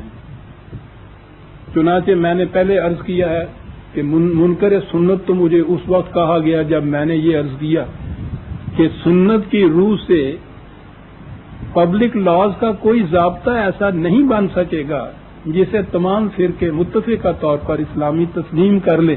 منکر سنت منکر حدیث مجھے اس وقت کہا گیا، اور میں ابھی عرض کیا ہے کہ خود مودودی صاحب نے 1970 میں 20 سال بعد اعلان اس کا کیا، لکھ کے یہ کچھ دیا، اور اسی لیے کہا کہ اس کے مطابق تو نہیں بن سکتا، فقہ حنفی نافذ کی جائے. انہیں کسی نے بھی نہ منکر سنت یا منکر حدیث کہا. اور میرے متعلق خود انہوں نے بھی یہ اس کے بعد کہا کہ یہ منکر سنت ہے اور منکر حدیث ہے. چلتے گئے. یہ حدیث کے متعلق اب یہ چیز میں سمجھتا ہوں بڑی گراں گزرتی ہے کہ میں یہ بھی صفائی پیش کروں کہ میں نبی اکرم صلی اللہ علیہ وسلم کی ذات گرامی کو کیا سمجھتا ہوں. میری کتاب معراج انسانیت ہے. اپنے منہ سے نہیں میں کہہ رہا، جنہوں نے پڑھا ہے وہ کہہ رہے ہیں کہ سیرت نبی اکرم صلی اللہ علیہ وسلم کے اوپر اس قدر پاکیزہ اور شفاف کتاب دوسری نہیں ملتی. اس میں سینکڑوں حدیثیں میں نے نقل کی ہوئی ہیں. انداز یہ ہے کہ اوپر قرآن کی آیت لکھتا ہوں اور اس کے مطابق جو حضور کی سیرت میں حدیثیں ملتی ہیں ساری اس کے اندر میں لکھتا ہوں. شاہکار رسالت میری دوسری کتاب ہے. حضرت عمر فاروق رضی اللہ تعالیٰ عنہ کے عہد ہمایوں کا پورا نقشہ اس میں دیا گیا ہے. اس میں متعدد احادیث نقل کی ہوئی ہیں. صاحب یہ ساری ان لوگوں کے سامنے ہیں، جانتے ہیں ان چیزوں کو. 3 نمازیں، 9 روزے. یہاں ایک فرقہ ہے اہل قرآن، یہ ان کا عقیدہ ہے 3 نمازیں اور 9 روزے، اور وہ عجیب قسم کی نماز ہے جو انہوں نے اپنے ہاں وضع کر رکھی ہے. اس فرقے کے خلاف سب سے زیادہ میں نے مخالفت ان کی ہے. لٹریچر میرا موجود ہے، پیمفلٹ لکھے طلوع اسلام میں ان کے خلاف میں نے مضامین لکھے، آپ احباب نے دیکھے ہوں گے. ان میں سے کسی شخص نے ان کے خلاف کچھ نہیں لکھا، میں نے ان کے خلاف یہ کچھ لکھا. اور یہ پھر 3 نمازیں اور 9 روزے جو ان کے ہیں میرے سر تھوپے چلے جا رہے ہیں، بار بار کہہ چلے جا رہے ہیں ایسا 3 نمازیں 9 روزے. ایک بڑی دلچسپ چیز ہے، یہاں ایک صاحب تھے ICS کے، اب ریٹائر ہو چکے ہوئے ہیں. انہوں نے لاہور میں ایک دفعہ یہ طرح ڈالی کہ نماز اردو میں پڑھنی چاہیے، چنانچہ انہوں نے اردو میں نماز پڑھائی بھی تھی. یہاں یہ بات ہوئی، میں نے دیکھا کہ لاہور میں سے کسی شخص نے ان میں سے اس کی مخالفت نہیں کی. میں کراچی میں تھا، وہاں سے میں نے قد آدم پوسٹر چھپوا کے لاہور میں لگوائے یہ کہنے کے لیے کہ یہ بہت بڑا فتنہ ہے اسلام کے اندر. نماز میں قرآن پڑھا جاتا ہے اور قرآن صرف اپنی زبان میں، اپنے الفاظ میں قرآن ہے. دنیا کی کسی زبان کا ترجمہ جو ہے وہ قرآن نہیں ہو سکتا. اس فتنے کا ابھی سے سد باب کرو. میں نے یہ کہا اور آج تک یہ کہہ رہے ہیں کہ یہ شخص جو ہے یہ اردو میں نماز پڑھنے کی تلقین کرتا ہے. میرے مطلب جھوٹ بولنا واجب ہو جاتا ہے. یہ چیز میں زبانی نہیں کہتا، یہ ہے طلوع اسلام کا مقصد و مسلک. کم از کم 20 سال سے یا اس سے بھی زیادہ عرصے سے یہ طلوع اسلام کی ہر دوسرے تیسرے مہینے یا شاید میں یہ چھپتا ہے. اور یہ پیمفلٹ جو ہے میرا خیال ہے شاید اب تک لاکھوں کی تعداد میں یہ چھپ کیا ہوا ہے. اس کے اندر آپ غور کیجیے، لکھا یہ ہے کہ نبی اکرم صلی اللہ علیہ وسلم کی سیرت مقدسہ شرف و عظمت انسانیت کی معراج کبریٰ ہے. یہی وہ پاکیزہ سیرت ہے جو تمام نوع انسانی کے لیے اسوہ حسنہ ہے. حضور کی سیرت طیبہ کا جو حصہ قرآن کریم کے اندر محفوظ ہے اس کے قطعی یا یقینی ہونے میں کسی قسم کا شک و شبہ نہیں. باقی رہا وہ حصہ جو قرآن سے باہر ہے. سو اس میں اگر کوئی بات ایسی ہے جو قرآن کے خلاف جاتی ہے یا جس سے حضور پر معاذ اللہ کسی قسم کا تان پایا جاتا ہے تو ہمارے نزدیک وہ بات غلط ہے. اسے حضور کی طرف منسوب نہیں کرنا چاہیے. یہی اصول صحابہ کبار کی سیرت کے متعلق بھی سامنے رکھنا چاہیے. اس میں لکھا یہ ہے میں نے کہ اس وقت ملک میں مسلمانوں کے مختلف فرقے مختلف قسم کی الگ الگ نمازیں پڑھتے ہیں، ان میں اختلافات پائے جاتے ہیں. کسی شخص کو اس کا حق حاصل نہیں کہ وہ ان میں جس طریقے سے بھی یہ پڑھتے چلے آ رہے ہیں ان میں کسی قسم کا رد و بدل کرے یا کسی نئی وضع کی نماز ایجاد کرے یا اس میں کوئی تفریق کرے. اس میں لکھا یہ ہے کہ یہ چیز اگر کسی وقت اسلامی مملکت قائم ہو گئی اس کا کام ہے کہ امت میں وحدت پیدا کرنے کے لیے کوئی طریقہ اختیار کرے، لیکن کسی فرد یا کسی گروہ کو آج اس کا حق نہیں پہنچتا. اور لکھا یہ کہ ہم بھی اسی طریقے سے نماز پڑھتے ہیں جس طرح سے باقی مسلمان پڑھتے ہیں. ان میں ہم کوئی فرق نہ خود کرتے ہیں نہ کسی طرح سے اس کی تلقین کرتے ہیں، بلکہ کہتے یہ ہے کہ کوئی اس میں کسی قسم کا اختلاف نہ کرے. یہ اس کے اندر یہ سب کچھ لکھا ہوا. جہاں تک احادیث کا تعلق ہے، ہم ہر اس حدیث کو صحیح سمجھتے ہیں جو قرآن کریم کے مطابق ہو۔ طلوع اسلام کا تعلق نہ کسی سیاسی پارٹی سے ہے، نہ مذہبی فرقہ سے، نہ ہی یہ کوئی نیا فرقہ پیدا کرنا چاہتا ہے۔ اس لیے اس کے نزدیک دین میں دین میں فرقہ سازی شرک ہے۔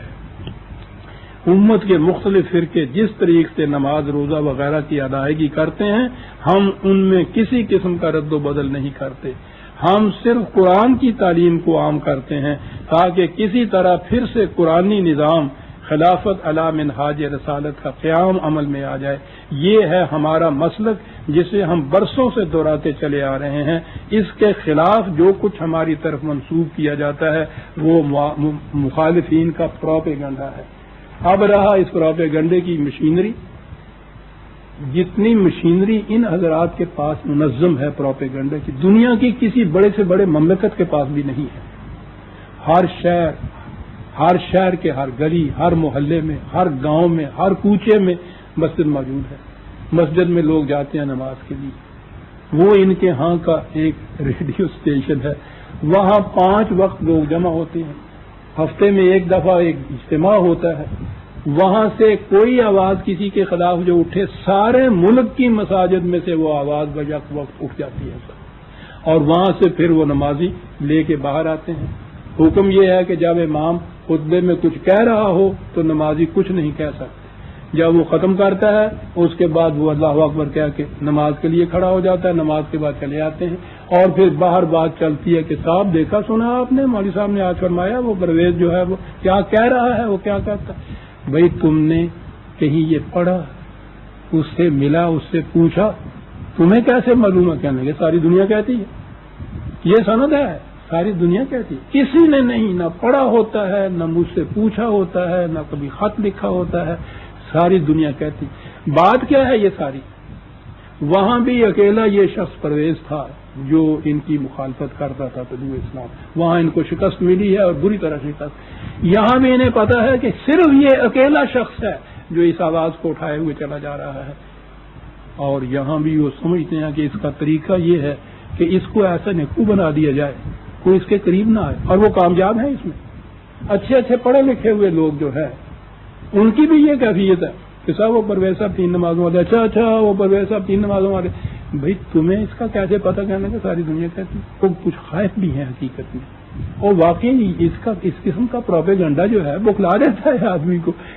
یہ تو معلوم نہیں کہ کس مٹی کا بنا ہوا میں ہوں کہ اس کے باوجود اس زمانے سے سن 38 سے لے کے اس وقت تک ان نشتروں کو، ان تیروں کو جھیلتا چلا جاتا ہوں۔ اور عزیزان من باقی رہے عذرائے، انقلابی ہمیشہ تنہا ہوتا ہے، یاد رکھیے۔ جب پہلی آواز اٹھاتا ہے سیکنڈ کرنے والا بھی کوئی نہیں ہوتا، اس کے بعد بھی اس کی ہاں میں ہاں ملانے والا اور باہر کھڑے بندوں میں لانے والا وہ بڑے دل گردہ کا مالک ہوتا ہے جو چاہتا ہے۔ بہت کم لوگ ایسے ملتے ہیں جو اس کے ساتھ ملے۔ میرے ذرائع کیا ہو سکتے ہیں؟ اپنا ذاتی طور پہ ذرائع جتنے بھی ہیں، کسی سے کوئی مدد نہیں ہے، کوئی پارٹی نہیں، کوئی جماعت نہیں، کوئی فرقہ نہیں، سیاست میں حصہ نہیں لیتا، کسی قسم کا کوئی وظیفہ نہیں ہے، اکیلا تنہا اس ساری چیز کو۔